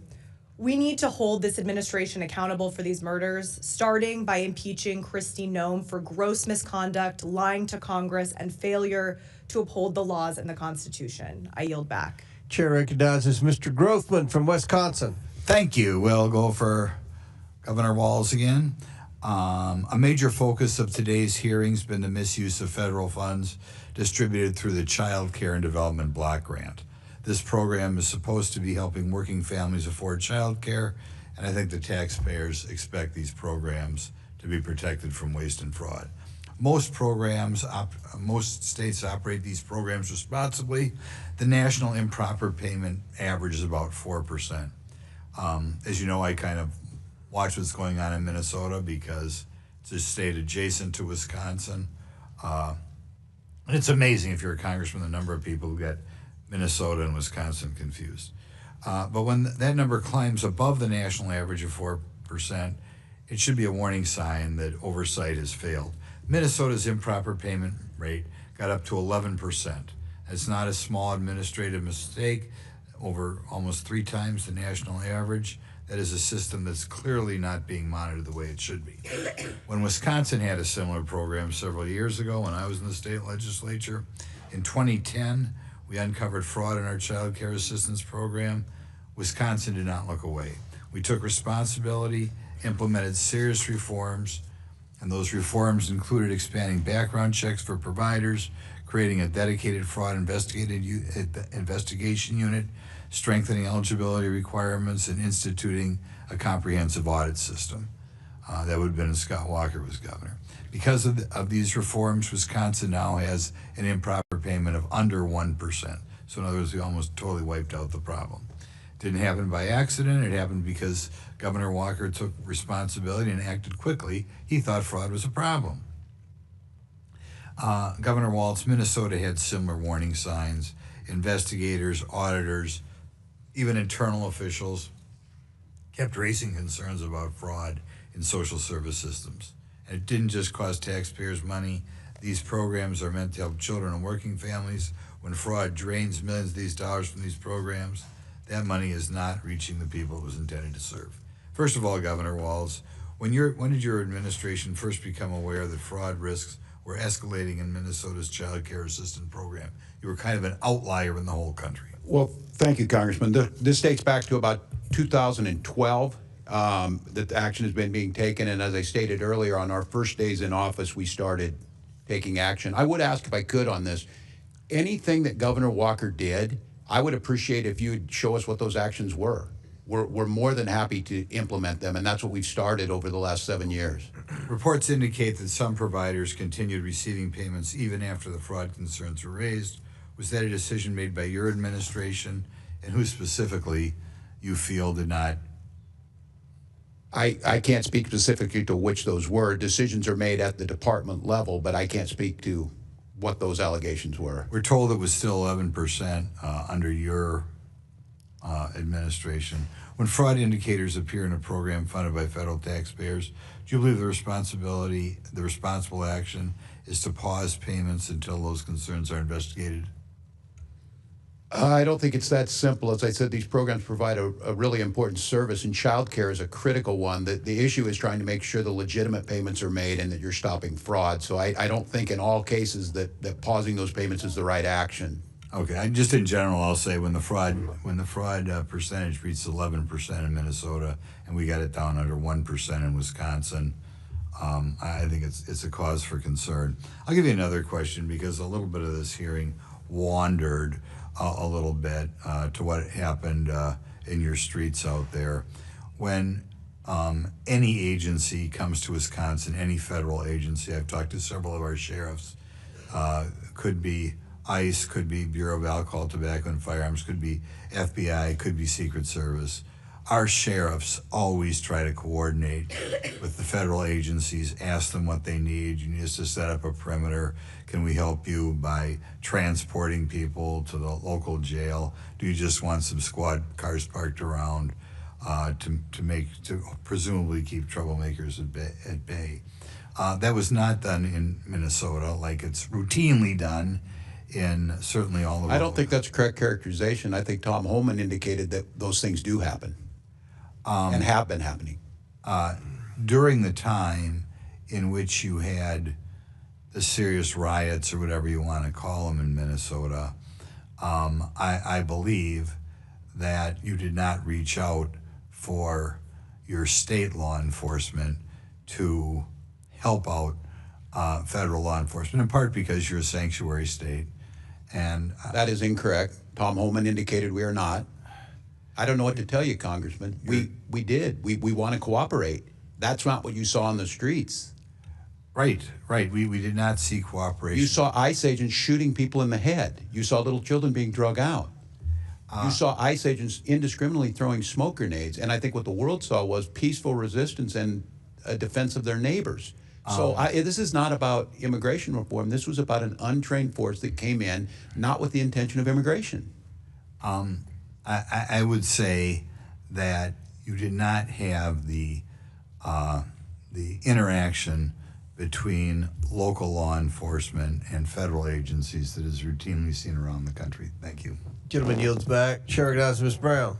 Thank you, Mr. Chairman.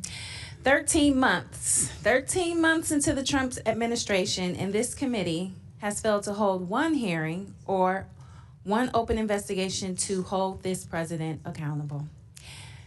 It makes you wonder, are we the Oversight Committee or the Overlook Committee? Because there is no shortage of matters that demand our attention. I can share a few that come to mind. This is a president who has turned the White House into an ATM. And in Trump's Washington, the fastest path to a pardon or a position is to donate to Trump's ballroom or inauguration. Last year, the Trump family added billions to its net worth through pay-for-play schemes and corrupt deals. Last month, the president surged ICE into Minneapolis in an abusive operation that led to American deaths and repeated violations of constitutional rights under the First, Fourth, and Fifth Amendments. Also last month, the administration struck shady oil deals after the administration invaded Venezuela. 2 weeks ago, the president blocked a Michigan bridge from opening after he was reportedly lobbied by a wealthy businessman who owns a competing bridge. Last week, the president launched a war on Iran without the consent of Congress, without an imminent threat to our safety, and without any plan presented to the American people. And right now, hour by hour, this administration is engaging in an active and egregious cover-up of the Epstein files. Yet today, my colleagues on the other side of the aisle are once again showing they are more interested in partisan politics than good governance. If you are serious about fraud, you investigate it, you prosecute it, you strengthen safeguards to prevent it. What you don't do is weaponize it. You don't denigrate entire communities with racist smears. You don't unleash abusive enforcement actions that undermine trust and due process. You don't illegally cut off all Medicaid funding, which will lead to innocent and sick Americans dying. And you don't fire inspector generals and push out career prosecutors actively working to defeat that fraud. So, AG Ellison, the U.S. Attorney's Office in Minnesota has at least 6 prosecutors resigned due to the chaos ICE has caused. Can you briefly describe how these resignations have affected our ability to prosecute fraud? Thank you, Congresswoman. And in fact, it's a great deal more than 6 prosecutors. It's many more than that. In fact, one of the prosecutors who resigned in protest was one of the ones who helped to lead the prosecution of the Feeding Our Future defendants. 57 have been convicted. So the loss of those people is dramatically harming our effort to prosecute fraud, because in Minnesota, we have 87 county attorneys. The AG does Medicaid fraud, and the federal government prosecutes fraud that is germane in its jurisdiction. It operates as a web together. So it's not like the feds are doing it and nobody else is. They're doing the ones they're supposed to do. We're doing the ones we're supposed to do, and the counties are doing the ones they're supposed to do. If you take the feds out, that leaves an enormous gap, and it means, and criminals are shrewd. I mean, the reality is that fraudsters are pretty smart, and some of them are clever and know that if there's no federal, the prosecutors' numbers are depleted, you're going to see worse behavior. And I do fear that, which is one of the reasons why we need to pass stronger legislation in Minnesota to help my office prosecute Medicaid fraud. Thank you. And there's deeper hypocrisy here. Donald Trump was found guilty by a jury of his peers on 34 felony counts of fraud. He has pardoned a businessman convicted of defrauding a Native American tribe to the tune of $60 million. He has pardoned a Florida CEO convicted of running $1.3 billion Medicare and Medicaid fraud scheme. He has pardoned a nursing home executive who pleaded guilty to a $38 million tax scheme. I could go on and on. In fact, over half of the president's pardons have been for wire fraud, securities fraud, tax fraud, bank fraud, and healthcare fraud. And several of these pardons have come after massive political contributions to the president. In many cases, these pardons meant victims will never see a dime of restitution. House Judiciary Committee Democrats estimate the pardons for fraud-related crimes could deprive victims of more than $1 billion owed to them and American taxpayers. So this president is pardoning his wealthy donors and taking money out of the pockets of hardworking Americans. He is handing out get-out-of-jail-free cards to fraudsters while shamelessly using fraud as a pretext to go after perceived political enemies. What I believe is simple. Whether you are a president, a billionaire, or a regular American who has committed fraud, you should be held accountable. And with that, I yield back. Gentlelady yields back. Chair recognizes Mr. Palmer from Alabama. Thank you, Mr. Chairman, for holding this hearing. I appreciate the witnesses being here. I do want to respond to something that was said earlier by one of my colleagues across the aisle about fraud in Alabama, and he actually raised the question, why isn't the governor of Alabama here? It's very simple. Alabama actually did something about the fraud and SNAP benefits. We acted on that immediately. I would argue that if the state of Minnesota had done that, this hearing wouldn't be necessary.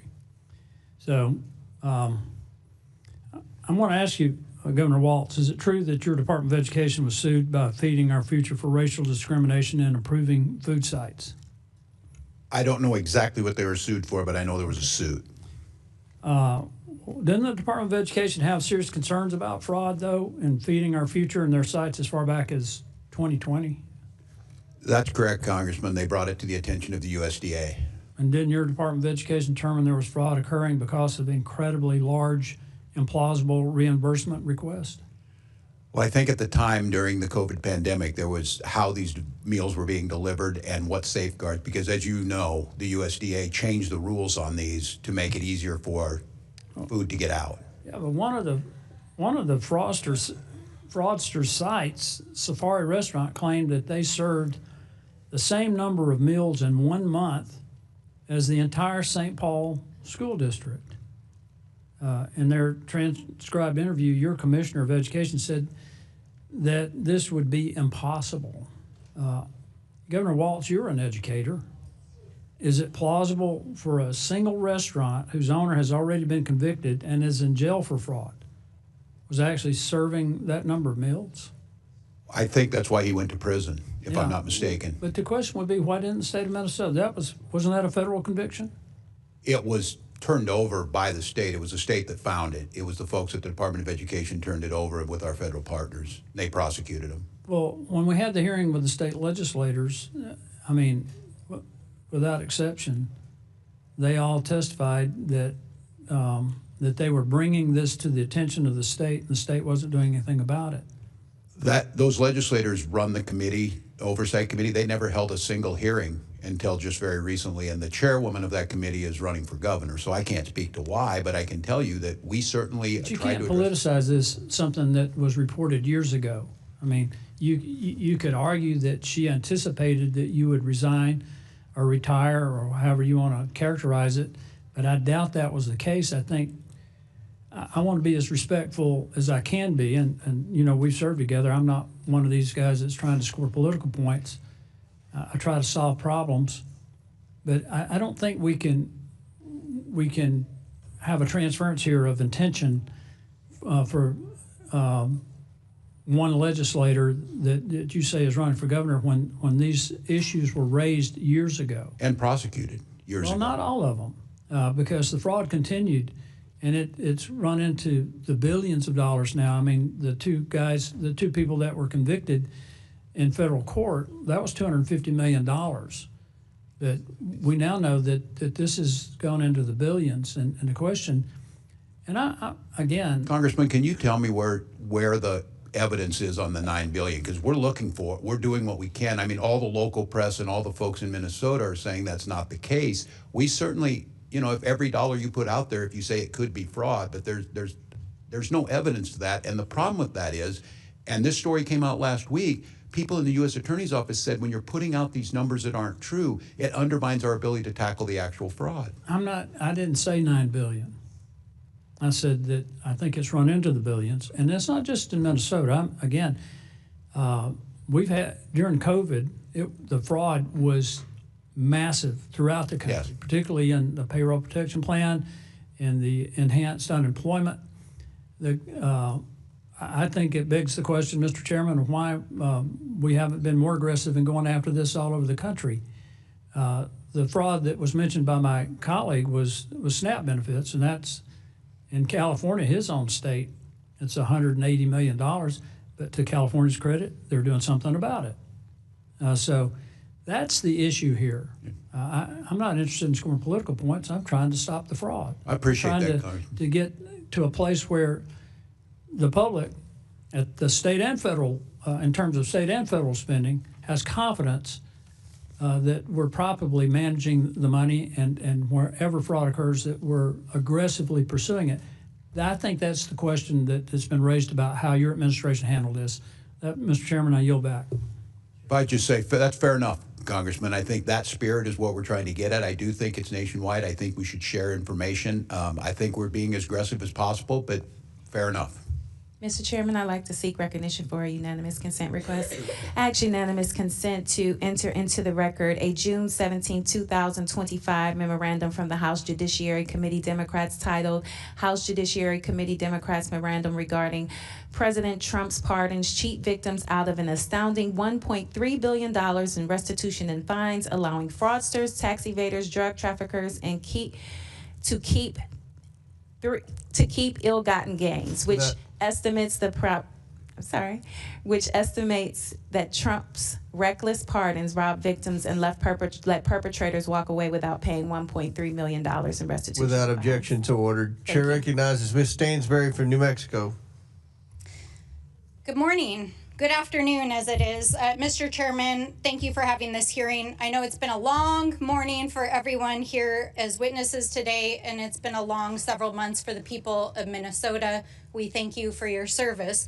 Now, let me just start by saying at the beginning of my comments here, what I said at the beginning of the last hearing that we had on this exact same subject, which is that we must unequivocally root out waste, fraud, and abuse and prosecute any crimes, wherever they happen, whether those crimes are happening in social service programs at the state level, or whether we have an out-of-control president and administration that is committing crimes, waste, fraud, and abuse inside the White House and within our federal agencies, including deploying thousands of armed agents into our communities, using per diems that are costing millions of taxpayer dollars every day to terrorize our communities, to violate their civil rights, to violate due process rights, and that have resulted in the murder of 2 U.S. citizens. And so my question is, why are we not conducting oversight over that? 2 U.S. citizens that have been murdered by the federal government. Renee Good, a Minneapolis mom, murdered. Alex Preddy, a Minneapolis VA nurse, murdered. Nurul Amin Shal Alam, a partially blind refugee in Buffalo, New York, dead after being left in a parking lot by DHS without even a pair of shoes on. The kidnapping of children like Liam Ramos, and an administration that has launched an unauthorized war in the Middle East with 6 service members dead and over 160 school children and their teachers dead and buried yesterday. Never in my life have I seen a greater disregard for the Constitution, for the rule of law, for the carelessness for human life and basic human dignity and senseless cruelty than I have seen in this administration, whether that is at home or abroad, and they can't answer the most basic questions about why. And meanwhile, people who should be investigating these crimes are partying and drinking on taxpayer dollars. We've got the US DOJ AG refusing to release the Epstein files or even acknowledge their basic human dignity. And yesterday, the Secretary of DHS testifying and lying under oath in the United States Senate, refusing to acknowledge Alex Preddy and Renee Nicole Good's death, its murder, and the harm that she personally has caused by calling it domestic terrorism. That is what we should be investigating, and the billions of taxpayer dollars that are being used to support this cruelty and out-of-control administration. Now, I know it's been a long day, and Mr. Ellison, I know you have had a long day especially. I want to say thank you for your service, Governor. You have inspired the nation by helping to organize along with the faith community, our communities in resistance, in strength. And I agree with you, Reverend, that silence is complicity. And that is why we have to speak. And so, Mr. Ellison, I just want to ask you one question. What do you think Congress should be investigating? What should we be investigating here today? Congresswoman, I'd be very grateful if the committee really dug into the use of force policy at ICE. I think it needs greater training. I think it needs clearly better guidelines. I think there needs to be a policy of cooperation between state and federal investigators in the FBI. And I think there should be a general policy that leaders not make statements about blame or guilt, immediately after the tragedy. And they should try to wait and figure out what actually happened before they make those kind of statements that you identified. Thank you, AG. And I'll just say this, I've heard a lot of political theater here today. I think it's disgraceful. Our job as the Oversight Committee, our job is to oversee the administration and the agencies that it executes on, and we are failing the American people, and this administration is failing the world. With that, I yield back. Gentlelady yields back. I might add that it's my understanding the Homeland Security Committee is investigating the 2 deaths in Minnesota. Chair now recognizes Mr. Fallon from Texas. Thank you, Mr. Chairman. Governor Walz, do you believe the 70,000-strong Somali community as a whole has made a positive impact on your state? I do. So you'd be the opinion, fair to say, that the Somali community has successfully assimilated and is making Minnesota better? Yeah, I believe they're on that path, okay. Yes. I'm just curious by what metric you'd come to that conclusion. I just looked at some hard data. And do you have any idea what percentage of the native-born Minnesotans, all races, live in poverty in your state right now? I don't have specifically. I'll share it with you. It's 8%. For the Somali community, it's 52%. How about receiving food stamps? I don't know. All right, I'll run it down with you. It's 7%, and then compared to 54% in the Somali community, and then don't have at least a high school diploma for all Minnesotans. It's 5%. Somali community, it's 39%. One family member at least on Medicaid, it's 18% for Minnesota, 73% for the Somali community, and receiving welfare of some form, it's 21%. and that's 81% for the Somali community. Governor, do you happen to know what the percentages of all those who have currently been charged in this staggering social services fraud scheme were native-born Minnesotans? What percentage? I do not have that. I think it was 85 out of 98, which comes out to 13% Minnesotan and 87% Somali Minnesotan. So I think this is an instance, perhaps, of where woke gets slapped by data. Governor, there's been billions stolen over 7+ years right under your nose, and really there's only two explanations. It's either you were in on it or you weren't smart enough to see it. It's either criminal negligence or wild incompetence. And the only way this kind of fraud can reach this scale is if there's people in power that are colluding and collaborating and willfully blinding themselves to the realities around them. And in oversight, when we do investigations, it's rare for us to have whistleblowers because they face retribution and punishment and resentment, and they can be ostracized, and it's difficult and it's uncomfortable, and sometimes it's even dangerous. So when we have when we're having an investigation and we have even a couple of whistleblowers, it's very valuable to us because they provide invaluable insight. Do you have any idea how many whistleblowers are working from Minnesota are working with the Oversight Committee? I do not. We have our own strong protections in the OLA, the independent. Well, it's 30. I mean, I haven't seen that in 5+ years in Congress. 30. Governor, on September 16th, 2025, did you announce your re-election bid? Pardon me? On September 16th, last year, did you I don't announce know the it? exact date. In September, roughly the fall last year, did you announce you're running for governor again? Yeah. I believe that's correct. Okay. And then I think you said in your quote here, we've made historic progress, but we're not done yet. And then just 3.5 months later, on January 5th, you dropped out. I got to ask you why. I mean, were you tired of making historic progress? No, Congressman, I think I've done the job for 2 terms, and I said talking with my family, and I said I want to focus on doing the job, not Didn't running. have anything to do with this epic, historic, awful fraud. It has everything to do with trying to do the job right for Minnesota. The facts are your leadership and really your lack of leadership has been responsible for one of the largest ripoffs of the American taxpayer in our history. And you traded, I believe, political expediency, the currency of political expediency, for your integrity. And, you know, Mr. Chairman, I don't know if you know this, but it's been widely reported that in 2008, when Barack Obama was choosing his vice presidential candidate, he had 3 criteria. He wanted to make sure he picked somebody that wasn't as smart as him and had less talent and charisma and couldn't possibly outshine him. So he picked Joe Biden. And then Joe Biden in 2020 used the exact same criteria. He wanted to make sure he picked somebody who wasn't as smart as him, had less talent and charisma, and wouldn't outshine him. And he picked Kamala Harris. And then in 2024, Governor, I think it's very evident why Kamala Harris picked you. The talent pool, Mr. Chairman, hey, Mr. Chairman, the talent pool isn't just shallow, brother. We have hit the shore, and I yield back. Gentleman yields back. Chair recognizes Mr. Superman. Thank you, Mr. Chair. So I have some concerns about not just the tactics of ICE in Minnesota and everywhere.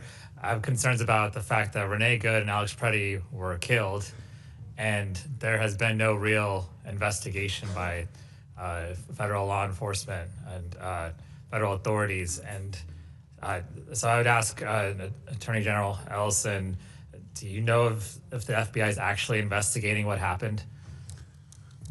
Thank you for the question, Congressman. To the information we have is that there was an affirmative statement by Deputy AG Todd Blanchard that they were not investigating the Renee Good matter. On the Alex Preddy, we received information that was similar and that there might be an investigation, but that the state would be excluded. So in the first one, they're not doing an investigation and we can't have the information. And the second one, they might be doing an investigation and the state cannot be part of it. And I know this is asking for your opinion, but why do you think they would want to exclude the state in the Alex Preddy investigation? Well, I don't want to speculate as to what somebody's motives might be, but I can just tell you this. It is a sharp departure from the norm. Normally, we investigate these things jointly, and when somebody doesn't want another investigator there, sometimes you might wonder if there's something that they don't want to come out. And it's my understanding that the federal government is better positioned to do such an investigation and to be able to prosecute such crimes because there might be federal immunity. My understanding, federal agents are typically immune from state prosecution if their actions were directly tied to official duties. What is your understanding of that? So my understanding starts with the Supremacy Clause in the U.S. Constitution, and then there's a line of cases. The first one is something called In re Nagel, and then there's a number of cases after that. What it says is that if a federal agent arguably commits a crime and is indicted or charged, that that agent, the federal agent, would have a affirmative defense of saying that I was doing my job and I was doing it in a necessary and proper way. What I was doing was necessary and proper. If they can meet both of those criteria, a court might grant their motion to dismiss. If they cannot, the matter is going to face a jury. And matter of fact, there was a case involving, you may remember the case involving Randy Weaver in Idaho. That case actually was cleared by the Ninth Circuit to go to trial, but the local authorities decided not to pursue it. And to prosecute Renee Good and Alex Preddy, you would need evidence, right? Has the FBI or anyone given you or been able to cooperate with you on any evidence in this case? No, at this point they have precluded the state from access to the evidence, but there's a lot of other evidence out there, and we're also pursuing all options to get access to the evidence. Do you think with what you have now, you could prosecute Renee Good and Alex Preddy at the state level? I think theoretically it's possible, but I would think it would be imprudent until you see the federal file, because when you're a prosecutor, you should know the whole file. You should have evaluated all the evidence before you make a charging decision or bring a matter to the grand jury. Because my concern here is that not only are these terrible things happening to U.S. citizens, but there's no accountability, right? There's no mechanism. There's a cover-up for the people who are at ICE and other law enforcement who do the wrong thing. And it's making everyone at those agencies look bad. It's making our country look bad in the international stage. And so, we have legislation at the federal level. I'm a co-sponsor of the Stop Excessive Force and Immigration Act. We're trying to do things tangibly to make things better. We need some support on the other side of the aisle, but certainly we're going to push forward anyway. I guess I would end by saying, what would you ask Congress to do to help get the accountability that we're looking for? And I'll ask either one. I think that for anyone, Republican or Democrat, hoping to get public trust restored to immigration agents, there must be clear protocols regarding recruitment, training, and protocols on the use of force. There must be an investigation. States must be involved, and there's more to be discussed. Governor Walz, you have 5 seconds. I would agree with the Attorney General that it's about restoring faith, that people don't trust what they're doing, and we need them to be able to do their job. Thank you. I yield back. Gentleman yields back. I'll now recognize Mr. Burleson from Missouri and then Mr. Timmons from South Carolina. Thank you, Mr. Chairman. Governor Walz, we already know that the Minnesota Medical Assistance gives taxpayer dollars to people that are not here legally, illegal aliens, and we know that in large part your sanctuary city policies or sanctuary state policies have exacerbated the fraud that we are seeing in Minnesota. We know that just from conservative estimates alone, that during the Biden administration, we had an estimated 15 million people come here illegally. Within your state alone, the estimates from the Migration Institute and Pew Research is that it's at least 130,000 people that are here illegally. And we know that $250 million was stolen for the Feeding Our Futures program. Are you familiar with the fact that those working for the program and individuals later convicted of fraudulent crimes met with Mr. Ellison in the what has been talked about, the recorded conversation? I believe the Attorney General just testified to that, yes. It was a 54-minute conversation, and in it, the conversation was recorded and as an audio file secured by, there was a request to get that information. he can clearly be heard pledging his support to individuals who would soon become his family's campaign donors and later feeding our future criminal defendants.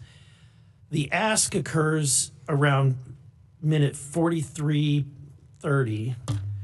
Specifically, the request for him is in the AG's statutory role as the attorney for state agencies to intervene on behalf of these frauds. And at 44:26, Mr. Ellison assures the fraudsters, quote unquote, "Of course, I'm here to help." And at 45-minute mark, he says, quote unquote, "Let's go fight these people." These people meaning the agencies that were looking into the fraud. Have you listened to this audio? Today was the first time I've heard it. I'm familiar with it, and I don't know if I can validate that characterization. If this is true, do you have concerns? I'm not going to speculate on like I said, I can't characterize what it was. Certainly, you've heard the allegations that Mr. Ellison was working with individuals and that people were trying to reach out to him to try to avoid any kind of prosecution. I don't know if I would characterize it like that. I couldn't do that. How would you characterize it? I don't know. I wasn't there. I just heard the clip you had. How much fraudulent money has been recovered? Oh, I don't have the number in front of me, but I've heard the highest number is 80 million. I mean, that could be. I can't verify that. So it's reported that it's at most it's $80 million, and as we know, the amount that has been attributed to fraud in Minnesota alone is estimated. I think on the low end, the conservative side is $9 billion. I think the Trump administration says $19 billion. Congressman, I don't see anything to show that, but what I've acknowledged is $1 too much. I think the local people and the folks who are taking count of this show it just at about $271 million. Do you think the effort to return the money has been successful? I can't speak to that. I don't have any part in that. I think that returning 80 million out of let's say assume it's just 9 billion, which would be 0.08%, less than 1% of the money has been gotten. Congressman, no one's saying the $9 billion other than a potential for that, and that would mean every dollar that's out there. And I think that was characterized last week by the U.S. Attorney's Office as saying that caused problems because there's no evidence to back that up. But I want to be clear. That doesn't make it any better. I just want to be clear. I hear you on the $300 million. There's more work. Would you agree there's more work to do? If you're at 1% or less than 1%, there's more work to do. I think if it's 99%, there's more work to do. Last week you stated to the press that you have fired people who weren't doing their jobs. Is that correct? What I stated is that people have been put into new positions, that we removed people from positions. So you did not fire anyone? People stepped away. Shuffled the decks on the Titanic. I think they left. They left state government. Okay. All right. Thank you, Mr. Chairman. I yield back. Gentleman yields back. Chair recognizes Mr. Timmons and then McGuire. Thank you, Mr. Chairman, and thank you to the witnesses for being here today. Governor Walz, under your leadership, Minnesota has become the poster boy of fraud in America. Between the Feeding Our Future scheme and massive widespread fraud in autism and child care programs, your tenure will be defined by immense negligence, costing taxpayers at least hundreds of millions, if not billions of dollars. In 2019, in the first months of your administration, your legislative auditor found serious weaknesses in the child care assistance program, including inadequate attendance verification, repeat bad actors cycling through the system, weak enforcement, and employees who feared retaliation for raising concerns. Those warnings were specific, they were actionable, and they were documented. And you were already in office at this time. If, as you say, the buck stops with you, Governor, it's unclear when the buck actually stopped. In your written testimony, you listed multiple actions you have taken to curb fraud, yet clearly they were insufficient. As Minnesota ended up with 14 Medicaid programs deemed high risk, representing over $18 billion in spending. The buck didn't stop when whistleblowers were silenced years ago. It only stopped when you realized the fraudsters were drawing attention from people that you couldn't intimidate into silence. Fraud of this magnitude does not happen overnight. It builds slowly, and it's the result of institutional failures and poor leadership. So, Governor, my question is simple. If the buck stopped with you, as you said, Who failed between 2019 and 2022, and why were they not held accountable? Who failed in what, Congressman? This fraud has been growing until recently, and you have been governor for many years. No, well, thank you for the question, Congressman. And I would disagree with your characterization, obviously. And the legislative auditor, I don't know what the time period they investigated. Those are usually come months after they did it. We took office in January of 2019 and immediately started acting on what the OLA, the Office of Legislative Auditor, independent branch, started asking us to do, where we started changing the programs. That's not what the record reflects. The record reflects that there were all of these whistleblowers and they were being intimidated because alleged racism was the motivation behind the degree of enforcement. Congressman, I've never got a chance to speak to these folks. What I will say is that, and my time in Congress proved that, I strongest whistleblower protections we can possibly have. We have plenty of opportunities. We're not talking to every other state. We're talking to Minnesota because of the rampant fraud. So look, Is there no fraud in any other states? 3 members of the Minnesota State House of Representatives who all served on the Fraud Prevention and State Oversight Policy Committee gave transcribed interviews that confirmed that your administration was aware of the fraud happening in the state, yet chose not to act due to fear of political repercussions and intentionally silenced whistleblowers who have tried to come forward. Well, that's incorrect. Mr. Chairman, I'm going to insert this in the record. Roadmap to Program Integrity and Fraud Prevention. It's a report, Mr. Chairman.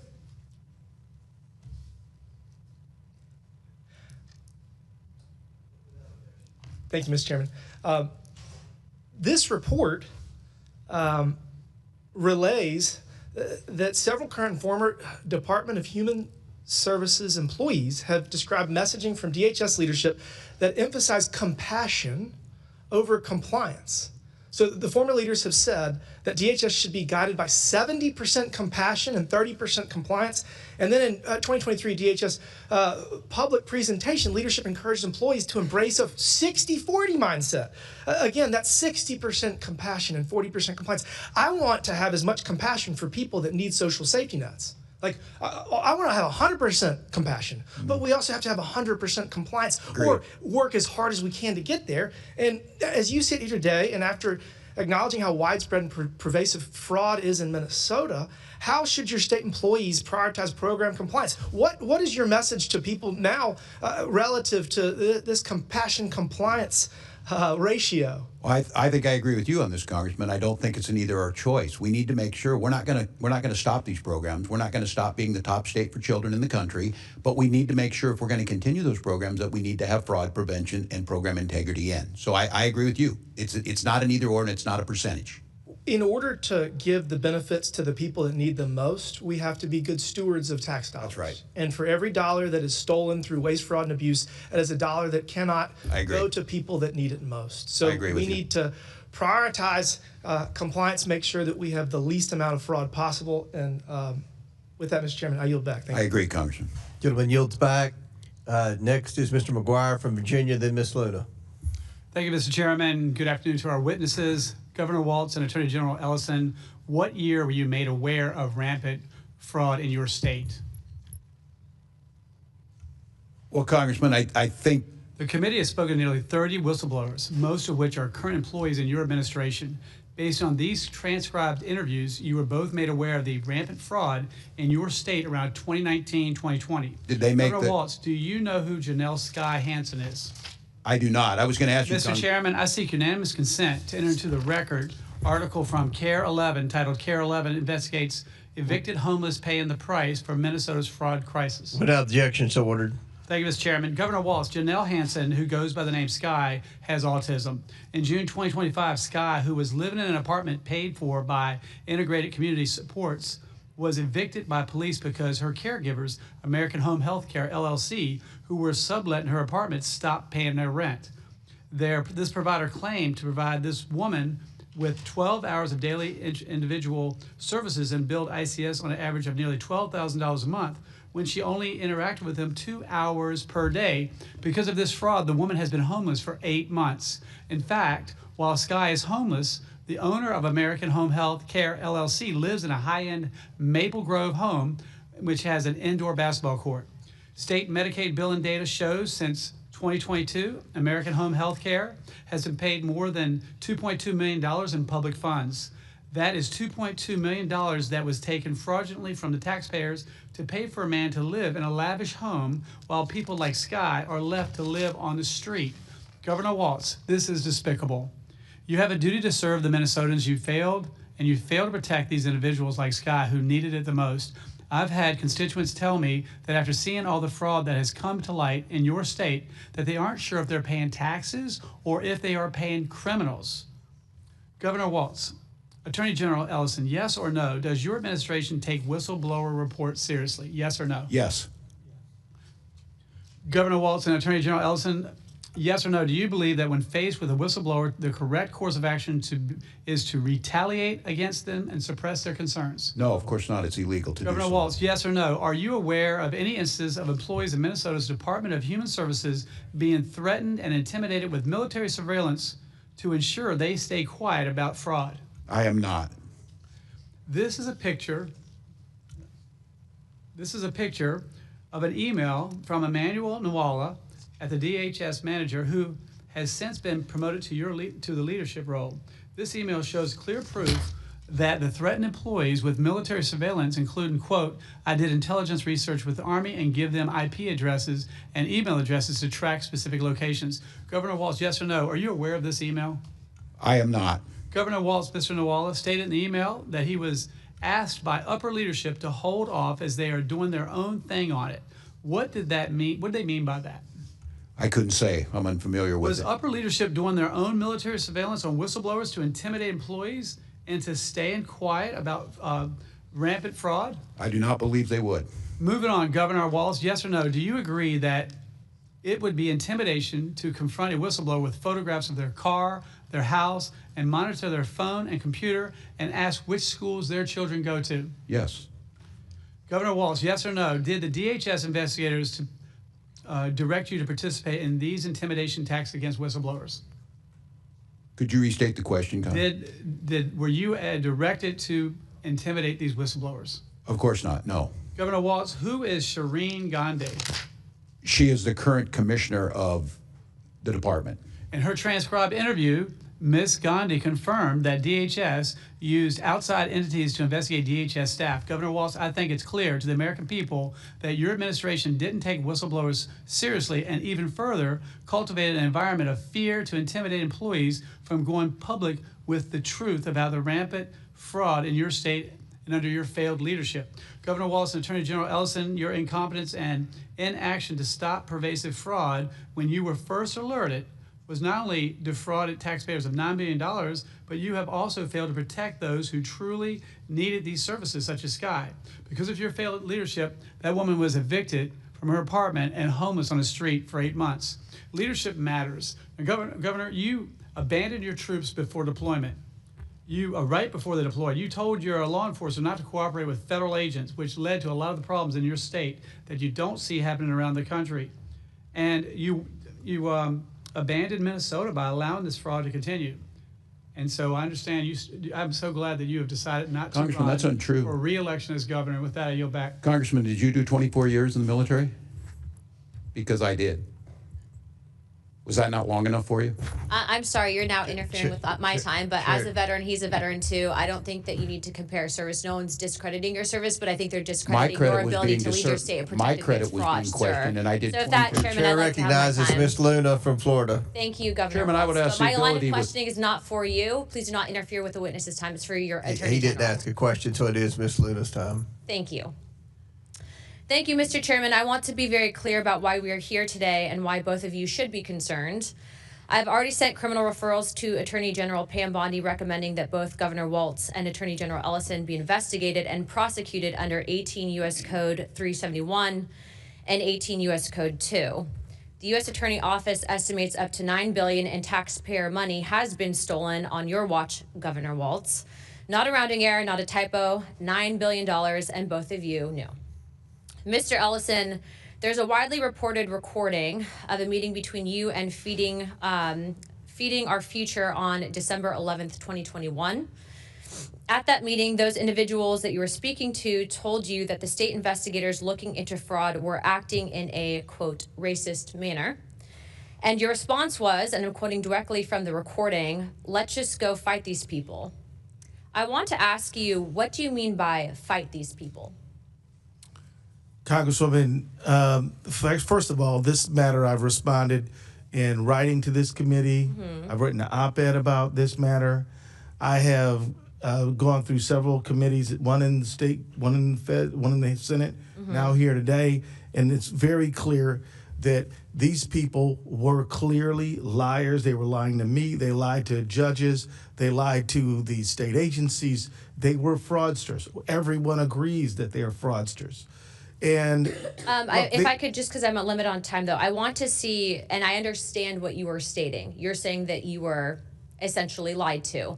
But in responding to them, and the reason I'm questioning on this is because I had the privilege of questioning some of your state legislators that were Republicans, and they did feel that both you and the governor were covering up what was happening with the fraud. So I want to specifically who are you referencing when you said fight these people? If you could, just keep it short. Was that your own state?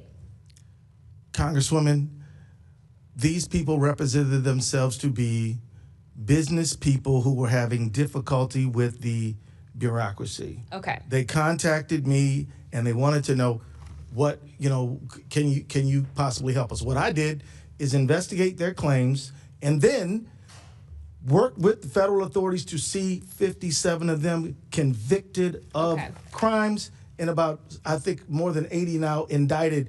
So these people presented themselves as someone needing help and honest business people. They were not what they claimed to be, and we helped them get convicted as they well should be. Thank you for clarifying, but just to be clear, it would be the bureaucracy, would you say, within your own state?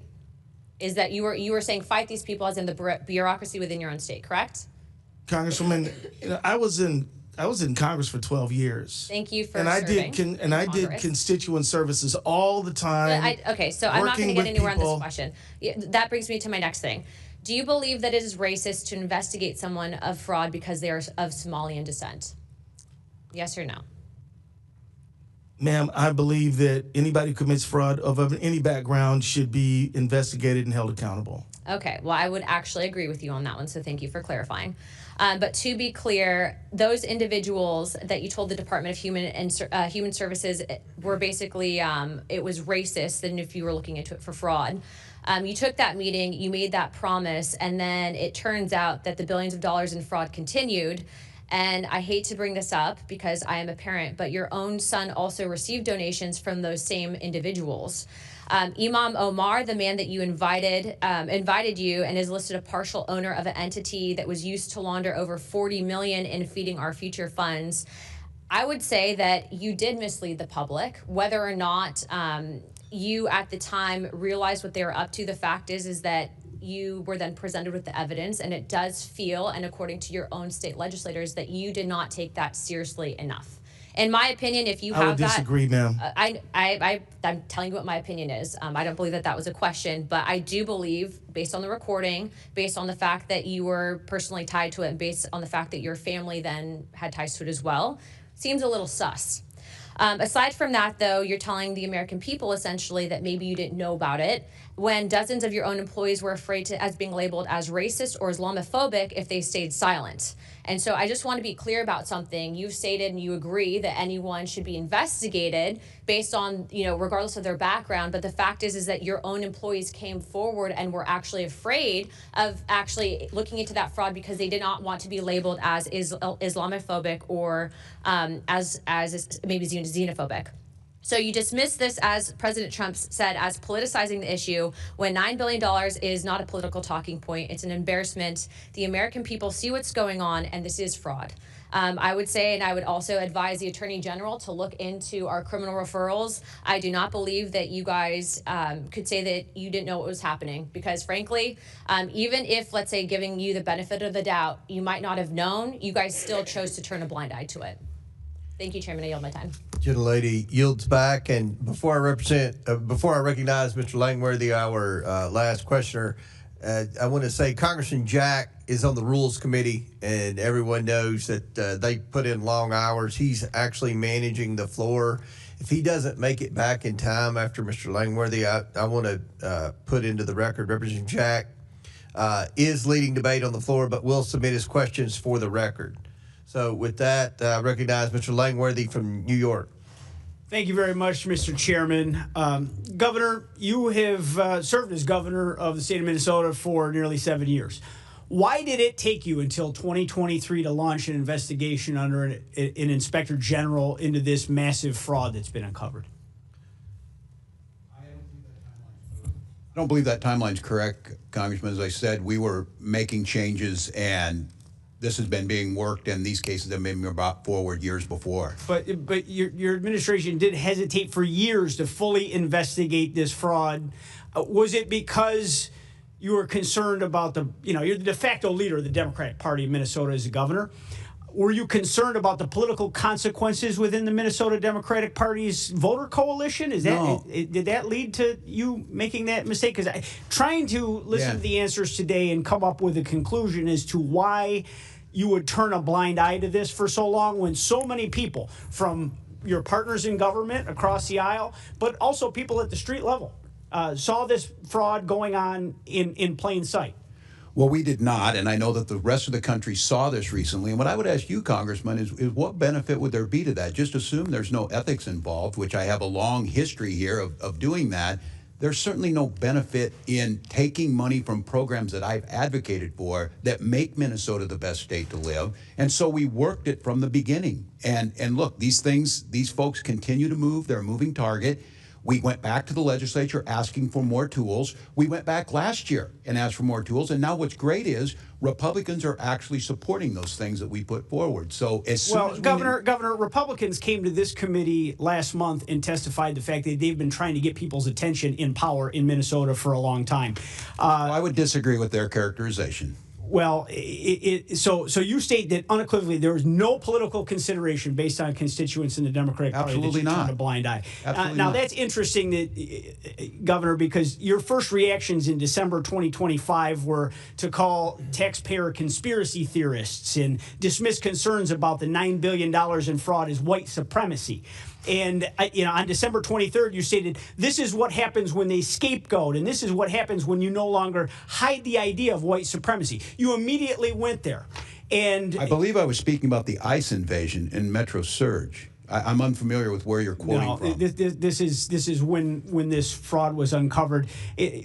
Knowing now that those people were correct, would you apologize to those constituents for classifying them? I'm unfamiliar with what you're asking for. I've heard today attacks on the Somali community that I would view as racist trope thrown at the Somali community. Okay, Governor, I understand you need to deny and deflect, and your stories are pretty legendary at this point. But while you were looking the other way at fraud that took place on your watch, you and your ticket mates in the Democratic Party in Minnesota get somewhere between 80 and 90% of the vote in Somali-heavy precincts. In your re-election, the gentleman sitting next to you won his last election by a mere 21,000 votes. It seems to me, in conventional wisdom here, would be that you were willfully ignorant to these crimes in return for a community support. That's totally false, Congressman. That accusation is totally false. I won by, 10 points, hundreds of thousands of votes. He won by 21,000. But that accusation, throwing that around, we came here to help and work with you to try and find solutions to fraud. We're talking about $9 billion in fraud. Your entire state budget's only $65 billion. I mean, this is a massive. You have the spreadsheet on that, Congressman, on the $9 billion? You've rattled off about 10 different numbers today. You clearly don't have a handle on the numbers either, and you need a serious accounting effort in the state of Minnesota right now. Okay, Congressman, I've given you the numbers to the best of my ability. Do you believe that your inaction in the first term to prevent fraud in the childhood nutrition and child care assistance programs gave the green light to other scammers to commit housing and Medicaid fraud in your second term? No, I don't believe that. And once again, your words say one thing, your actions say something different. You came into office after several multi-million-dollar fraud scandals on the heels of a 2018 report alleging that over $100 million was being defrauded from taxpayers annually, and you did nothing. And in 2020, after hearing about potential fraud with Feeding Our Future, you did nothing. That's and Governor, incorrect. you knew and did nothing to stop autism payment fraud. Its annual expenses inexplicably increased from $6 million to $100 $192 million in just 5 years, and you did nothing to stop housing stabilization, Medicaid fraud, which has topped $100 billion, and you did nothing to stop daycare fraud, an issue that's already costing taxpayers millions when you were sworn into office. Are you familiar with Article 8 of the Minnesota Constitution? I am not, Congressman, but I will give you this. Doing nothing, you're in the right job for that in this Congress. I disagree with that entire characterization. No, I'm unfamiliar with that. It seems like you've created a state of Minnesota that you're free to come ranks and at the set up top shop of almost and every category and make fraud. It ranks at the top of nearly every category in quality of life. A real big, bold one after what we've uncovered here today. Article 8 states that Minnesota officers, including the governor, may be impeached for malfeasance or nonfeasance in the performance of their official duties. Well, billions of dollars of taxpayer money were allowed to be lost to fraud. Whistleblowers were ignored. It's extremely well documented, and those people were punished. And you had a direct political benefit to this fraud. That's an impeachable offense. Mr. Chairman, I yield back. Gentleman yields back, and I think you heard the bell. I know votes are being called, so the ranking member and I have deferred any closing statements until we come back. I want to thank our witnesses for being here. We appreciate your testimony. Hopefully, you all will read the committee report and protect the whistleblowers, and hopefully we can hold some people accountable who have committed fraud. Pursuant to the previous order, the committee will recess for floor votes. We plan to reconvene right after the vote series. The committee stands in recess. Thank you all. You want us back? Yeah, the witnesses can be excused. Thank you all. Thank you. I know you have Thank you, Chairman. plain sketch. We really appreciate you all being here. Thank you, Chairman.